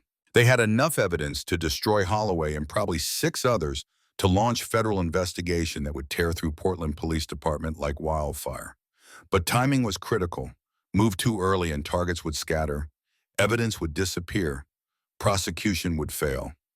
Wait too long, and Sarah became vulnerable again. Marcus and Jake exposed as threats that needed elimination. The warehouse operation in 36 hours provided perfect opportunity if they could coordinate surveillance and arrest without tipping their hand prematurely. Chen made arrangements through encrypted channels, assembling FBI tactical team that would deploy from Seattle under cover of routine training exercise. Local authorities would not be notified until the moment of arrest, preventing Holloway from receiving warning through his network of compromised officers. Jake would participate under temporary federal deputization. Marcus and the Hells Angels would maintain perimeter security, preventing escape or interference from cartel enforcers who might be present. Sarah insisted on being part of the operation despite her injuries and everyone's objections. This was her investigation, her evidence, her right to see it through to conclusion. Chen agreed cautiously, stipulating that Sarah would remain in command vehicle away from direct action. The compromise satisfied no one but reflected reality that Sarah Mitchell would be present regardless of official approval. The final 30 hours before the operation passed intense preparation. Marcus worked on motorcycles with hands that knew engines better than emotions, trying to quiet anxiety through familiar rituals. Jake divided time between Sarah and phone calls, coordinating with Chen's team. Sarah pushed herself through recovery faster than medical science suggested was possible, driven by need to see this finished before Holloway found another way to silence her permanently. Tommy pulled Marcus aside the evening before everything would either succeed or explode catastrophically. The old biker's face carried concern that went deeper than tactical anxiety. He asked if Marcus understood what he was risking, how saving one cop had transformed him into someone the Brotherhood might not recognize anymore. Marcus considered the question seriously before responding with truth that felt both liberating and terrifying. He had spent 10 years trying to be someone Lisa would not recognize, burying himself in rebellion and violence that dulled the pain of losing her. Saving Sarah had reminded him of the brother Lisa had loved, the person who believed in protecting innocence rather than surviving through isolation. If that transformation cost him his place among Hell's Angels, maybe it was price worth paying for reclaiming humanity he had thought permanently lost. Tommy nodded slowly, recognition passing between them. He told Marcus about his own daughter, killed by drunk driver 18 years ago, about the rage and helplessness that drove him into the club seeking family that would never abandon him. But he had never gotten chance to save anyone, had never stood at crossroads where choosing right meant risking everything. He envied Marcus that opportunity, even as he feared the consequences. The night before the operation, Marcus found Sarah sitting up in bed reviewing files one more time, despite exhaustion that made her hands shake. He brought her tea, sat in the chair Jake usually occupied, and they talked about things that had nothing to do with corruption or investigations. She told him about growing up in small-town Oregon, about parents who were disappointed she became cop instead of lawyer, about ex-boyfriend who could not handle the danger her job entailed. He told her about Lisa, about the garage and motorcycles that saved him when grief threatened to destroy him, about the brotherhood that gave him belonging, at cost of compromising his better angels. Sarah's observation was quiet but devastating. He was not the criminal the patches suggested. Maybe he had been once, maybe he had done things he regretted. But the man who saved her in that alley was someone who deserved better than the life he had settled into. Marcus wanted to disagree, to defend choices that defined him to the world. But her eyes held conviction that made arguments feel hollow. Maybe she was right. Maybe saving her had been first step towards saving himself. The morning of the operation arrived with fog so thick it swallowed the industrial district, whole turning familiar streets into alien landscape where sound carried strangely and visibility extended barely past arm's length. Marcus stood outside Reaper's garage at 5:30, watching dawn struggle to penetrate the gray, feeling the weight of what was about to unfold press against his chest like physical force. Somewhere in that fog, FBI tactical teams were positioning themselves for the largest corruption bust in Portland's history. And somewhere else, Captain Raymond Holloway was preparing to oversee a drug shipment that would either make him rich beyond measure or destroy him completely. Agent Chen had arrived 2 hours earlier with 3 vehicles and 8 agents, all of them moving with the quiet efficiency of people who had executed high-stakes operations before and understood that survival depended on precision rather than heroics. She had transformed Marcus's garage into makeshift command center laptop computers and radio equipment, spreading across workbenches normally reserved for engine repair. The juxtaposition of federal law enforcement operating inside Hell's Angels territory would have been absurd if circumstances were not so deadly serious. Sarah sat in the command vehicle wearing borrowed FBI windbreaker over her hospital clothes, monitoring equipment that tracked both the tactical team and the targets they were hunting. Her face still showed bruises from the beating that had nearly killed her, yellow and purple shadows that mapped out violence onto skin. But her eyes burned with focus that transcended pain or exhaustion, fixed on screens showing real-time surveillance of Warehouse 17 where tonight's shipment would arrive. Jake stood beside her, officially deputized and armed with federal authority that superseded his Portland PD credentials, looking simultaneously terrified and grimly determined.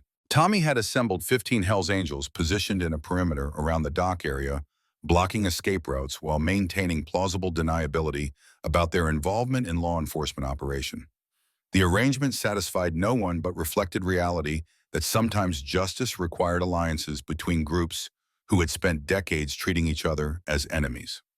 Derek and 3 younger members held the Southern Access Road engines quiet but ready to roar into blocking positions if anyone tried to flee. The old territorial instincts had been repurposed toward protecting rather than threatening, and the transformation felt significant even if temporary.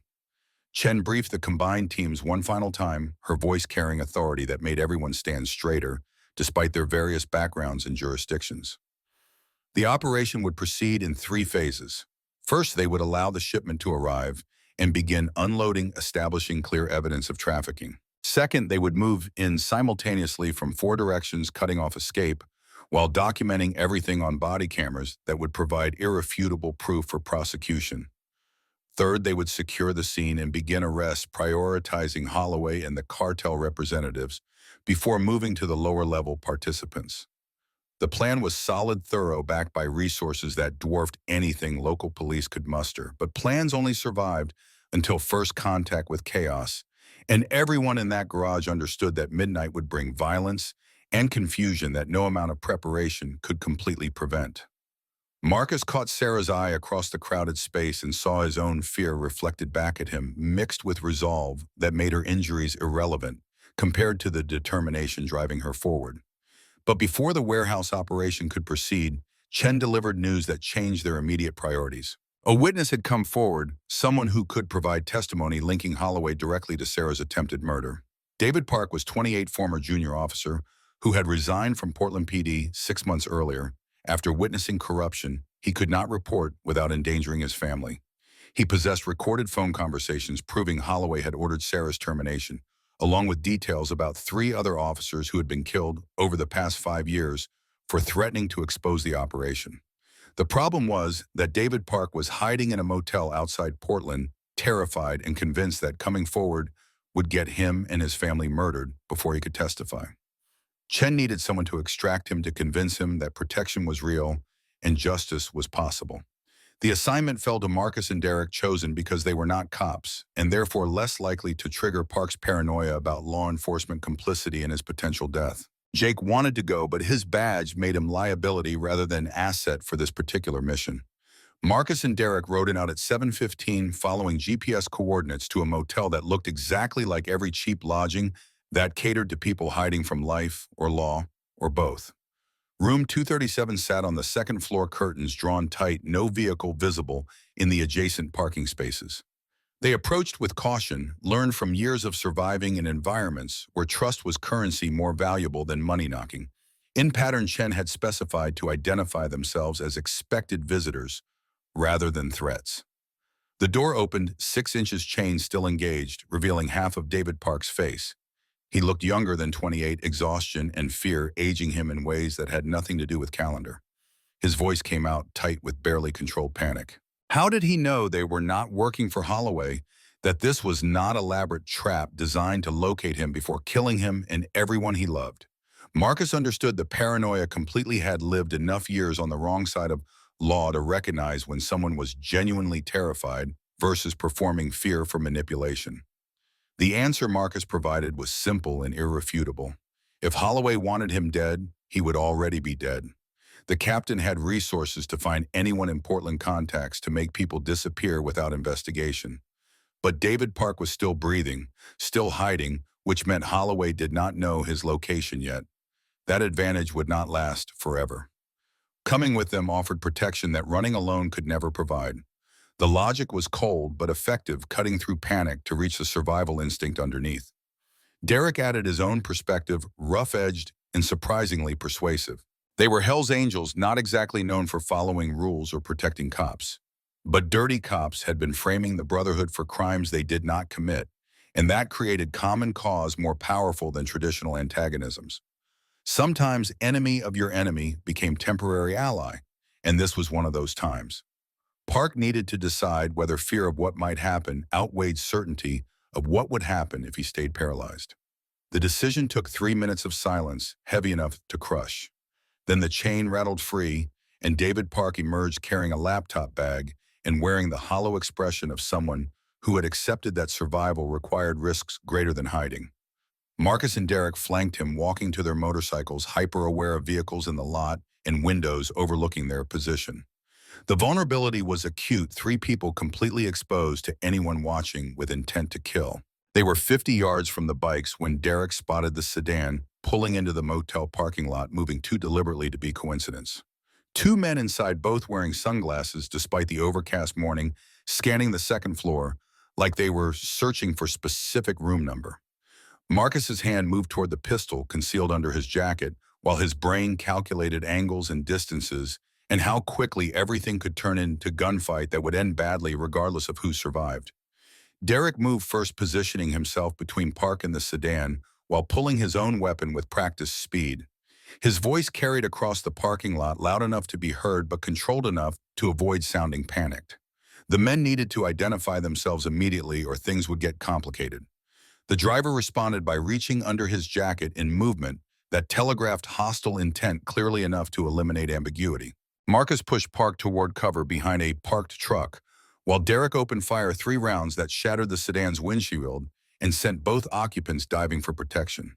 The gunfight lasted less than 30 seconds, but felt eternal muzzle flashes and breaking glass and the particular terror that came from trading bullets with people who wanted you dead. Marcus emptied his magazine toward the sedan while dragging Park toward the motorcycles, covering distance through combination of speed and suppressive fire. Derek provided covering fire from behind a concrete pillar, his accuracy forcing the 2 shooters to stay down rather than pursuing. They reached the bikes with Park between them, engines roaring to life as return fire sparked off chrome and punched holes through Marcus's saddlebag. The Harleys accelerated out of the parking lot at speed that would have been suicidal under normal circumstances, but felt necessary given the alternative. Marcus checked his mirrors constantly, watching for pursuit, while simultaneously calling Chen to report that David Park's location had been compromised, and they were coming in hot with hostiles potentially following. The ride back to the garage took 12 minutes that added years to Marcus's life expectancy through pure stress. Derek pulled alongside Park, physically shielding him with his own body, in gesture of protection that went beyond tactical necessity into something approaching nobility. They arrived to find Tommy and 6 other brothers forming defensive perimeter weapons visible and expressions promising violence to anyone stupid enough to follow them into Hell's Angels territory. Chen met them at the entrance, immediately taking custody of Park and rushing him inside to safety of the command center. She demanded immediate debrief, needing to know if the attack compromised the larger operation or simply represented Holloway's desperation to eliminate loose ends. Marcus described the sedan and its occupants, noting that neither man had worn police uniforms or displayed badges. Private contractors, probably cartel enforcers hired specifically to avoid leaving trails back to corrupt cops. Park's testimony, delivered between shaking hands and barely controlled terror, confirmed what the video evidence suggested, but could not prove definitively. Holloway had called him 3 months after his resignation, offering money to forget what he had seen during his time in the department. When Park refused politely, the threats began. His wife followed home from work. His children's school monitored by unfamiliar vehicles. The message was clear without being explicit enough to constitute prosecutable intimidation. Stay silent or watch everyone you love suffer. But the final call, the one Park had recorded using his personal phone, crossed every legal line. Holloway speaking directly about Sarah Mitchell becoming a problem that required permanent solution, about making the death look like gang violence, so investigation would dead end in territory where cops stopped asking questions. The recording was admissible, damning sufficient to support murder for hire charges that carried federal penalties no amount of corruption could escape. Park had been carrying that evidence for weeks, terrified to use it, but equally terrified to destroy it and lose his only insurance policy. Chen made immediate decision that validated why FBI trusted her with cases like this. Park would remain in protective custody at the garage until after tonight's operation, then be transferred to federal facility where Holloway's reach could not extend. His family was already being relocated by agents in Seattle, moved to safe house under names that did not appear in any database Holloway could access. The protection was real and comprehensive, eliminating Park's primary objection to testifying. The extraction had succeeded, but revealed troubling reality. Holloway knew they were moving against him, had deployed resources to eliminate witnesses before the operation could proceed. That suggested someone had leaked information, or Holloway had simply anticipated that Sarah's survival would eventually lead to his exposure. Either way, the element of surprise was compromised, and tonight's warehouse raid would likely face resistance more substantial than Chen had originally planned for. Jake argued for calling in additional backup for overwhelming force that would prevent casualties through sheer intimidation. But Chen explained what everyone already understood deep down. The more people involved, the greater the chance of information reaching Holloway through channels they could not control. They would proceed with the team already assembled, accepting increased risk in exchange for maintaining operational security. It was calculation that valued mission success over individual safety, and everyone present had made peace with that math when they volunteered for this role. The afternoon stretched long while they waited for darkness and the appointed hour when cartel ships arrived at Portland docks.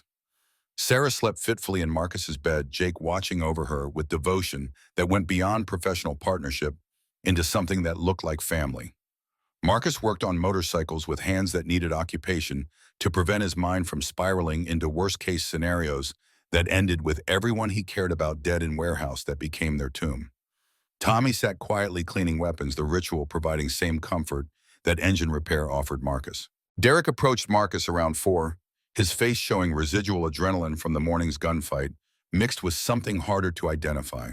Pride, maybe, or the recognition that he had just saved a civilian life at risk to his own, and discovered that heroism felt different than he expected. He asked if Marcus was scared about tonight, whether the fear ever went away, or you just got better at functioning despite it. Marcus's answer was honest in ways he rarely allowed himself. The fear never disappeared, just became familiar enough to walk alongside. You learned to breathe through it, to act despite it, to trust that training and brothers would carry you through moments when terror threatened to paralyze. The final briefing began at 8, everyone gathering around Chen's makeshift command center for last-minute updates and contingency planning. Satellite imagery showed unusual activity at warehouse, 17 more vehicles than previous shipments had generated. Either the cartel was deploying additional security, or Holloway had called in reinforcements anticipating trouble. The uncertainty was troubling but not sufficient to abort the operation. They had come too far, risked too much, exposed themselves too completely to turn back now. Chen's final words before they deployed carried weight that made everyone pause. What they were about to do would reverberate through Portland. For years would destroy careers and lives, regardless of whether those careers and lives deserved destruction. Some good cops would face scrutiny because bad cops had corrupted the institution. Some criminals would escape justice because the system was too busy consuming itself to pursue them. Justice was messy and incomplete and never as clean as anyone wanted. But doing nothing was worse than imperfect action, and tonight they would prove that corruption could not survive when enough people refused to accept it as inevitable. The teams departed at 9:30, staggered timing designed to position everyone without creating obvious convoy that might alert watchers. FBI tactical units traveled in unmarked vans, weapons and equipment hidden until needed. Jake rode with Chen, his face set in expression. Marcus recognized from combat veterans who had accepted probable death but refused to accept failure. Tommy and the Hells Angels spread out along access roads, dark figures on motorcycles that could be anywhere or nowhere depending on what darkness concealed. Marcus rode alone, following route that took him through industrial district where he had lived and worked for years. The streets felt different tonight, weighted with significance that transformed mundane locations into battlefield coordinates. He thought about Lisa, about Sarah, about the strange path that had led from his sister's death to this moment where he prepared to risk everything protecting a cop he barely knew.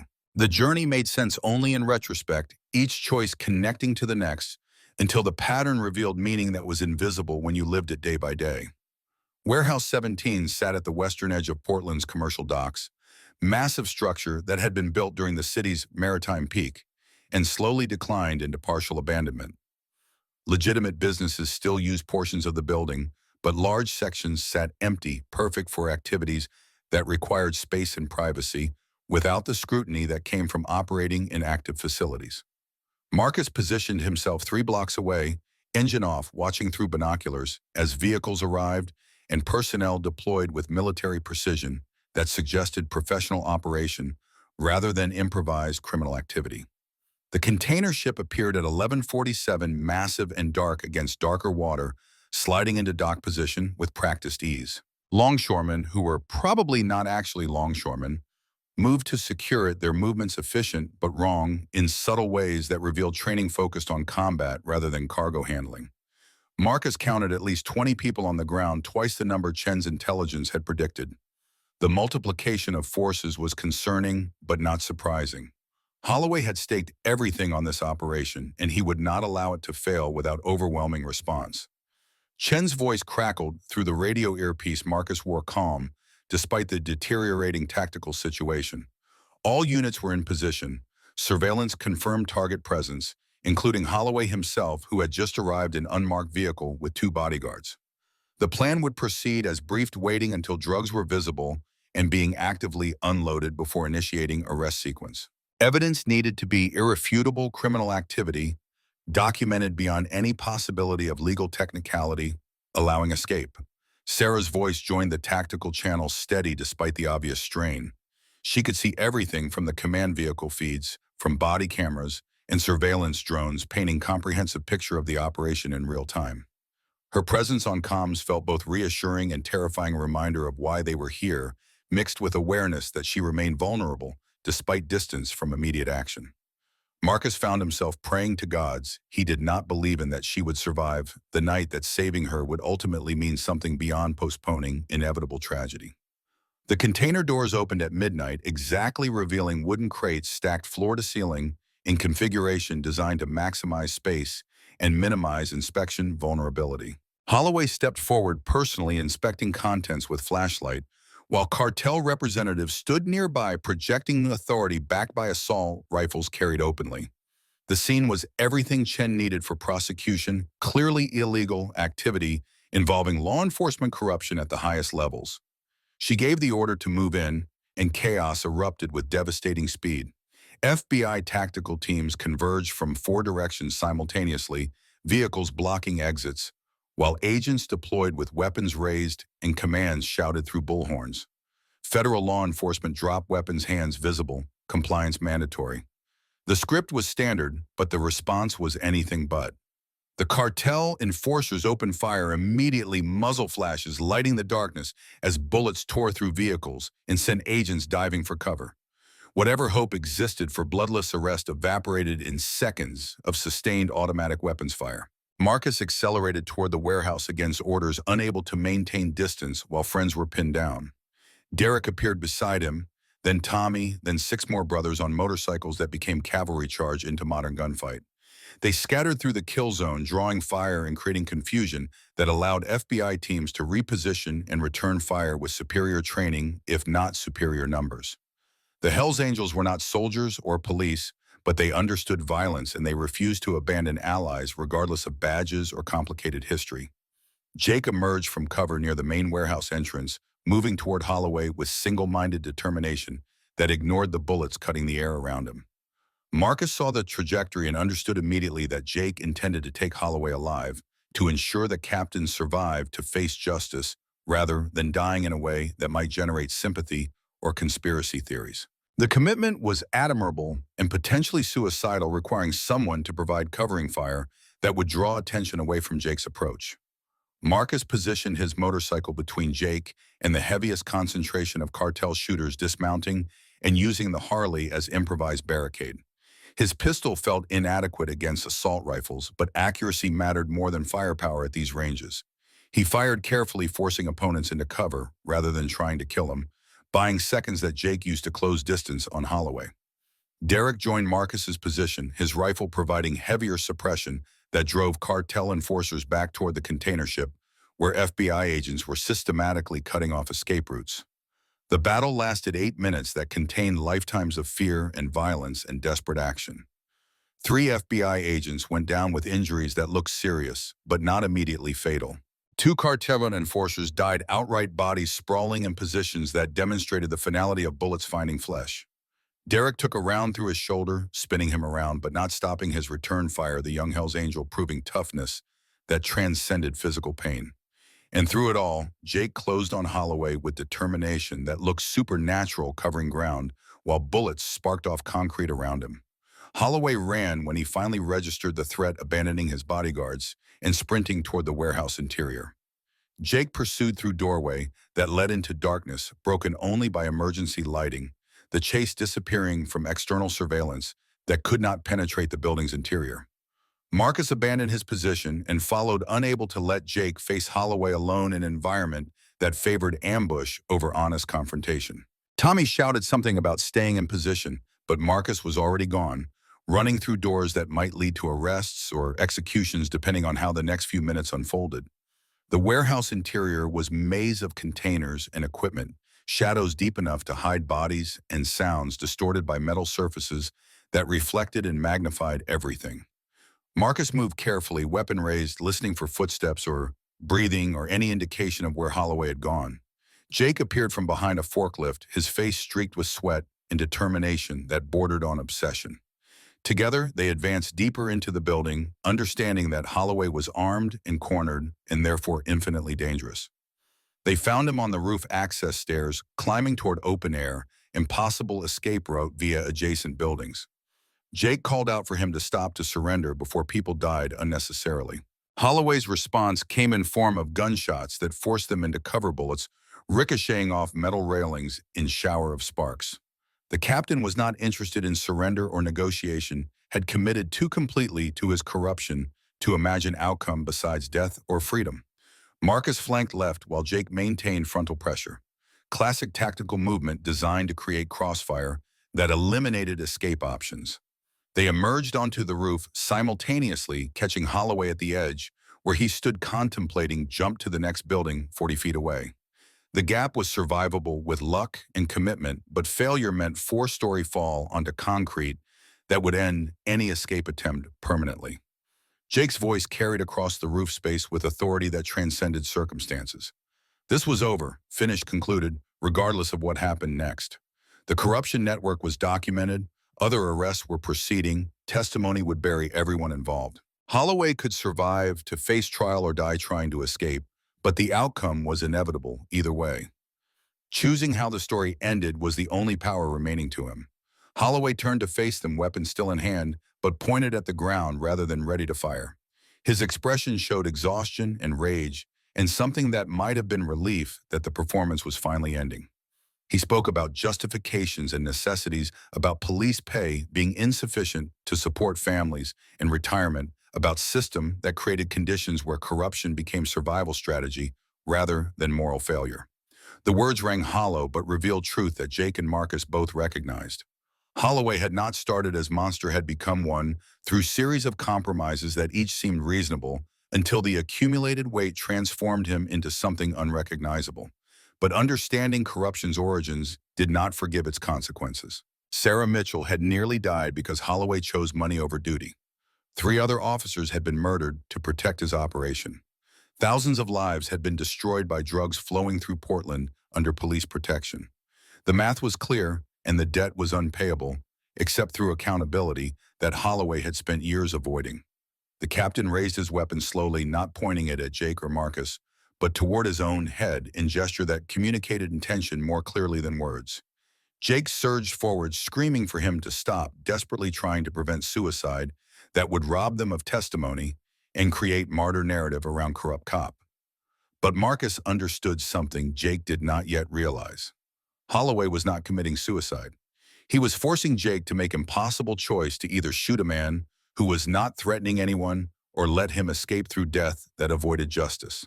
The decision was instantaneous and devastating. Jake fired once the round hitting Holloway's shoulder and spinning him away from the edge weapon, clattering across the roof surface. The captain collapsed alive and injured and suddenly very human, rather than demon that existed in Marcus's imagination. Chen and her team appeared moments later, securing Holloway and beginning medical treatment that would keep him alive for the trial that would destroy whatever remained of his reputation. The aftermath unfolded in controlled chaos as FBI processed the crime scene and began rounding up everyone involved in the operation. 17 arrests total, including 4 Portland police officers, 6 cartel members, and various contractors who had provided support services. The drugs themselves represented largest seizure in Oregon history, street value approaching $50 million, enough to generate headlines that would dominate news cycles for weeks. Chen coordinated everything with efficiency that suggested this was simply another successful operation, rather than conclusion to investigation that had nearly cost multiple lives. Marcus found Sarah in the command vehicle monitoring feeds, showing the arrests and looking simultaneously triumphant and broken. Her investigation had succeeded beyond any reasonable expectation, had exposed corruption and saved lives, and proved that individual officers acting with integrity could overcome institutional rot. But the cost showed in her bruises and exhaustion, and the awareness that her career in Portland was effectively over regardless of official vindication. No one wanted to work with the cop who had destroyed a captain and exposed multiple colleagues as criminals. Jake appeared 20 minutes later, his hands still shaking from adrenaline crash and the terrible burden of having shot his commanding officer even in lawful self-defense. He sat beside Sarah without speaking, and she took his hand in gesture that communicated more than any conversation could have expressed. They had survived together, had exposed evil together, had paid prices that would mark them permanently. The bond was unbreakable and isolating in equal measure, connecting them while setting them apart from colleagues who had not walked through the same fire. Tommy found Marcus standing alone outside the garage at 3 in the morning, watching emergency vehicles depart and trying to process everything that had happened. The old biker's face showed pride, mixed with something that looked like sadness, recognition that Marcus had changed in ways that would make returning to old life difficult, if not impossible. He spoke quietly about brotherhood and what it meant when someone outgrew the identity that had sustained them through hard years. Marcus was still Hell's Angel, would always carry that badge regardless of official status. But he had become something else as well, something that did not fit neatly into categories that defined criminal, or lawful enemy, or ally. The question was unspoken but clear. What happened next? Where did Marcus go when the case was closed and Sarah recovered and the world returned to whatever passed for normal after seismic events that redefined everything? Tommy did not have answers but offered perspective earned through decades of living at margins. Sometimes you discovered who you really were by doing things that terrified you, and that discovery changed you permanently. Fighting against change was pointless. Learning to become the person you discovered yourself to be was the only path forward. The sun rose over Portland with typical reluctance gray light seeping through clouds that seemed permanent feature rather than weather pattern. Marcus returned to his apartment above the garage to find it exactly as he had left it, which felt wrong given how completely everything else had transformed. Lisa's picture still sat on the dresser frozen at 16, but somehow she looked different now. Proud maybe, or satisfied that her death had not been meaningless, that her brother had honored her memory through choices that led to saving others. The following days passed in bureaucratic aftermath that was somehow more exhausting than the violence preceding it. Statements to FBI interviews with prosecutors, coordination with media relations about what information could be released publicly. Marcus became minor celebrity against his will, the Hell's Angel who saved a cop becoming narrative that felt both accurate and completely inadequate to describe what actually happened. He declined most interview requests but agreed to one brief statement that articulated simple truth. He had saved Sarah Mitchell because leaving her to die would have made him complicit in evil, and he refused to be that person regardless of consequences. Sarah was released from medical supervision after 4 days recovered enough physically even if emotional healing would take much longer. Portland Police Department offered her a commendation and promotion transparent attempt to generate positive publicity from scandal that was destroying the institution's credibility. She declined both, instead submitting resignation that shocked everyone except Jake and Marcus, who understood that she could not continue working for an organization that had betrayed her so completely. The decision was principled and costly, severing her from identity she had built adult life around but necessary for maintaining integrity that corruption had not managed to compromise. Jake received promotion to sergeant over his objections, appointed to head new internal affairs division, tasked with rebuilding trust and preventing future corruption. The position was poison chalice, guaranteeing that he would spend years being hated by colleagues who resented oversight, even when that oversight was legitimate and necessary. But he accepted because someone had to do the work, and he was one of few officers whose integrity was beyond question after recent events.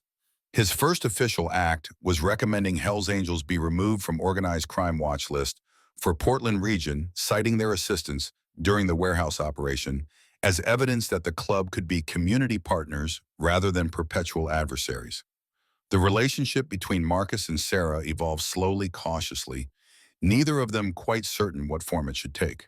They met for coffee 3 days after her release, sitting in corner booth of diner that had probably not changed since 1970, and discussing everything except the investigation that had bound them together. She told him about childhood dreams of becoming veterinarian before deciding law enforcement offered more opportunities to help people. He told her about his father disappearing when he was 12, about Lisa filling that void until her death left him completely untethered. The conversation was awkward and real, two people discovering each other beyond the crisis context that had defined their entire relationship. Sarah asked the question Marcus had been avoiding thinking about too directly. What happened next? Did he continue it as Hell's Angel, continue running the garage, continue living the life that had sustained him for years? Or did he consider that maybe saving her had revealed possibilities beyond what he had imagined for himself? The question was dangerous because it suggested Marcus had agency over his future rather than simply reacting to circumstances beyond his control. His answer was honest in ways that surprised him. He did not know yet. The patches on his vest represented real bonds with people who had saved his life multiple times, genuine brotherhood that could not be dismissed simply because he had discovered capacity for different choices. But staying solely because of loyalty felt like betraying the person he had discovered himself to be in that alley. Maybe the answer was not choosing between identities, but finding a way to integrate them to remain Hell's Angel, while also being someone who protected innocence and cooperated with law enforcement when justice demanded it.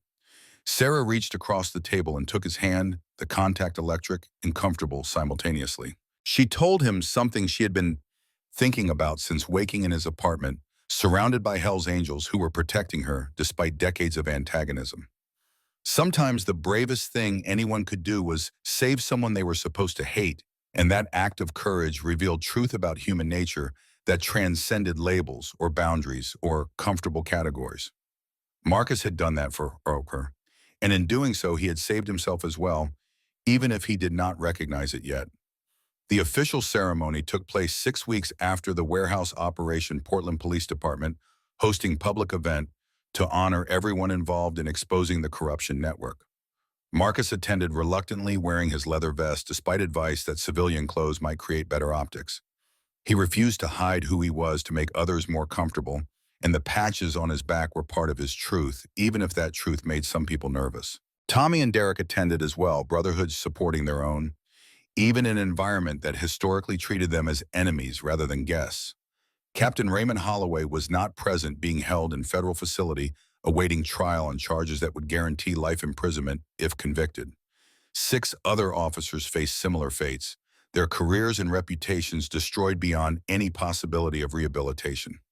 The department had begun extensive reforms, implementing oversight mechanisms designed to prevent future corruption, even though everyone understood that systems were only as good as the people operating them. Change would be generational rather than immediate, requiring years of sustained effort to rebuild trust that had been shattered. Sarah stood beside Marcus during the ceremony, both of them uncomfortable with the attention and accolades that felt disconnected from the messy reality of what had actually happened. The commissioner presented them with commendations that looked impressive and meant relatively little citations about bravery and dedication and service above self. Marcus accepted his with the grace Tommy had coached him to display, thanking the department while maintaining dignity that suggested he expected respect rather than begging for acceptance.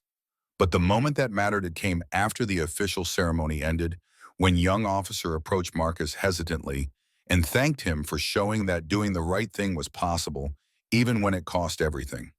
The officer was 24, idealistic, struggling to reconcile the corruption scandal with his decision to pursue law enforcement career.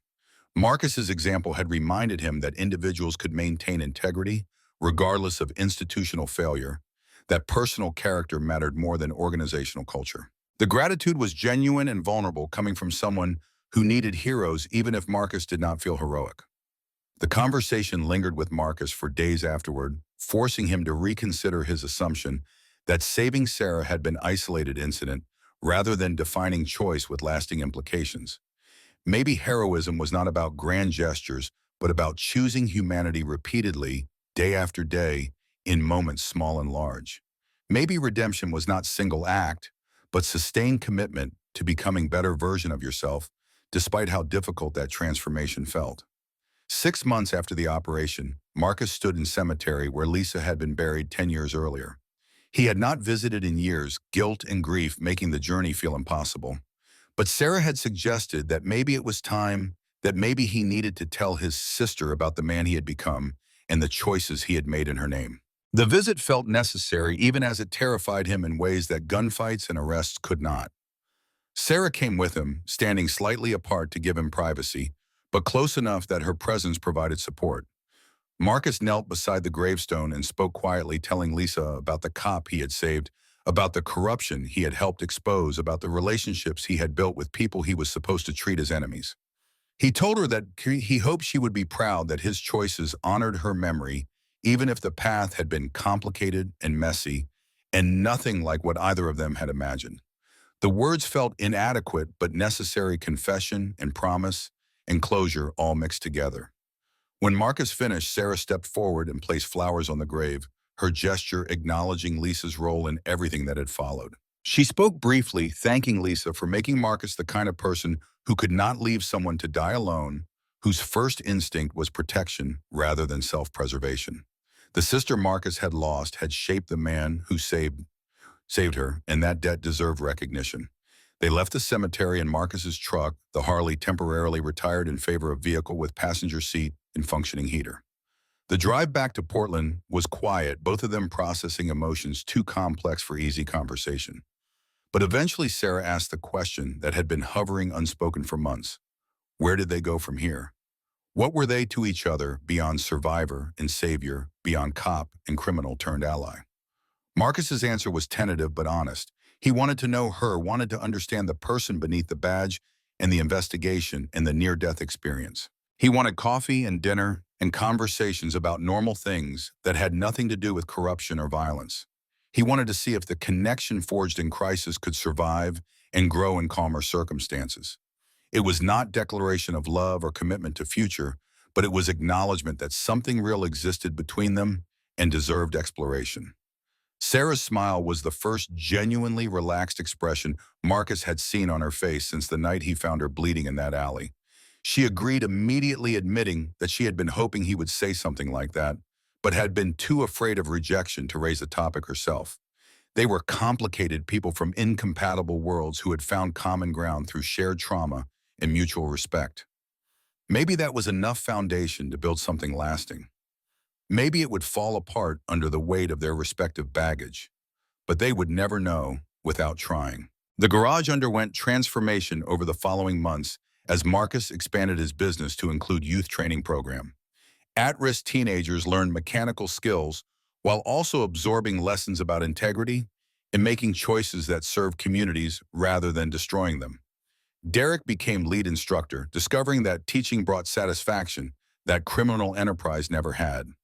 Tommy supervised with gruff affection, his presence lending credibility that Marcus's Hells Angels status somehow made more palatable to parents worried about their children being influenced by gang culture.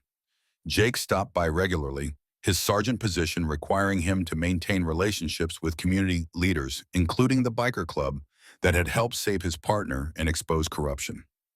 The visits were officially professional, but increasingly felt like friendship barriers dissolving as they discovered mutual respect that transcended their respective uniforms. He and Marcus would never be close in traditional sense, their backgrounds too different and histories too complicated. But they had walked through fire together, and that created bond that defied easy categorization. Sarah found work as investigator for nonprofit focused on police accountability and reform position that utilized her skills while avoiding the institutional constraints that had nearly cost her life. The work was meaningful but difficult, fighting against resistance from law enforcement culture that treated oversight as betrayal rather than necessary check on power.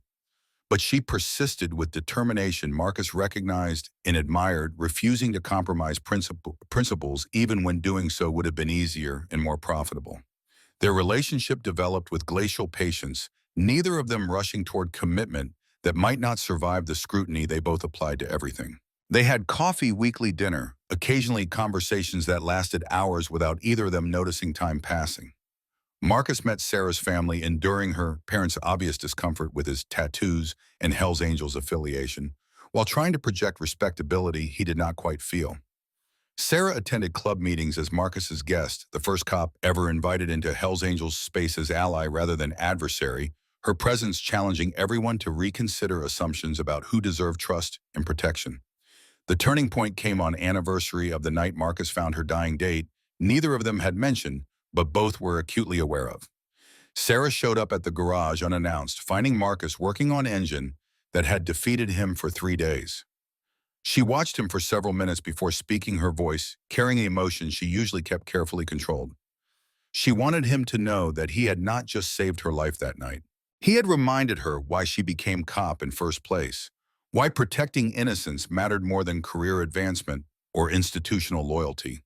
He had shown her that integrity was choice you made repeatedly rather than quality you possessed passively.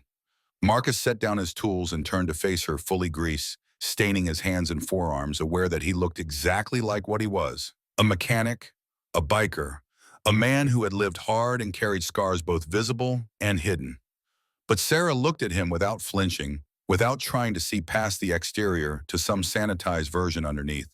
She saw all of him and chose to stay anyway, which felt like gift Marcus had not known he was waiting for. His response was simple and terrifying. He was not good person in traditional sense, had made choices he regretted and done things that haunted him. But saving her had reminded him that he could be better than his worst moments, that redemption was possible even for people who had given up on deserving it. She made him want to be the man Lisa would have been proud of, and that wanting felt like beginning of something he could not quite name but desperately needed. They kissed for the first time there in the garage, surrounded by tools and motorcycle parts and the detritus of Marcus's life. It was not romantic in conventional sense, no candlelight or careful planning, just two damaged people finding moment of connection amid the chaos they had survived together. But it was real and honest and more meaningful than any carefully orchestrated romance could have been. The epilogue to their story was still being written, details uncertain, but trajectory clear.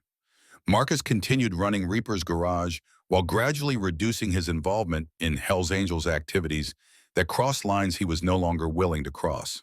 The club accepted his evolution with mixture of respect and sadness, understanding that sometimes brothers outgrew the life that had once sustained them. Tommy told him that Lisa would be proud and that endorsement meant more than any official recognition ever could. Sarah's work exposing police corruption expanded nationally, her testimony and experience making her sought-after expert on institutional reform. She traveled extensively for speaking engagements and training sessions, but Portland remained her home base, the city where she had nearly died and been saved, becoming the foundation for everything that followed. Her relationship with Marcus was unconventional but genuine. Two people from opposite sides of law finding common ground and shared commitment to doing right thing regardless of cost. Jake was promoted to lieutenant after 2 years, continuing his work rebuilding Portland Police Department's integrity. His friendship with Marcus became minor scandal among officers who could not reconcile cop and biker, maintaining close relationship. But Jake ignored the criticism with indifference that suggested he had learned something important about judging people by actions rather than affiliations. He often said that Marcus was better cop than half the department, despite never wearing badge, and meant it as highest compliment he could offer. The final scene took place 3 years after that night in the alley, Marcus and Sarah sitting on the roof of Reaper's Garage, watching sunset paint Portland's skyline in shades of orange and purple. They did not talk much anymore about the investigation or the violence or the ways their lives had been transformed by choices made in moments of crisis. Those events had become foundation rather than focus history that shaped present without dominating it. Sarah leaned against Marcus's shoulder, comfortable silence stretching between them. Eventually she spoke, voice quiet but carrying conviction that made her words feel significant. The craziest part of everything that happened was that if he had not saved her, she would still think he was the enemy. She would be wrong, would have missed opportunity to know someone who extraordinary, would have lived entire life without understanding that heroism came in unexpected packages. Marcus considered this feeling the weight and gift of her observation. If he had not saved her, he would still be the person he thought he was, still be lost in cycles of violence and emptiness that had defined him since Lisa's death. Saving Sarah had not just preserved her life. It had given him back his own, had reminded him that he was capable of being better than his worst moments. That redemption was choice available to anyone willing to pursue it. Sarah's final words carried wisdom earned through suffering and survival, observation about human nature that transcended their specific circumstances. Sometimes the bravest thing anyone could do was save someone they were supposed to hate. And sometimes that act of courage saved both people involved, binding them together in ways that defied logic but honored the deepest truths about human capacity for change. Marcus pulled her closer, watching the sun disappear below the horizon, while considering the strange path that had led from his sister's death to this moment of hard-won peace. Lisa was gone, would always be gone, but she had left behind a brother who had finally learned to honor her memory by becoming the protector he had been too late to be for her. That was not redemption in some grand religious sense, but it was enough. It was more than enough. The darkness came gently to Portland that evening, and with it came the understanding that sometimes broken people found healing not through forgetting their wounds, but through choosing to live despite them. Marcus and Sarah sat together in the gathering night, two survivors who had saved each other, and in doing so had discovered that human connection was stronger than any barrier society tried to place between people who were supposed to be enemies. They were not perfect or healed or without scars, but they were alive and together and building something that looked surprisingly like hope from the wreckage of everything that had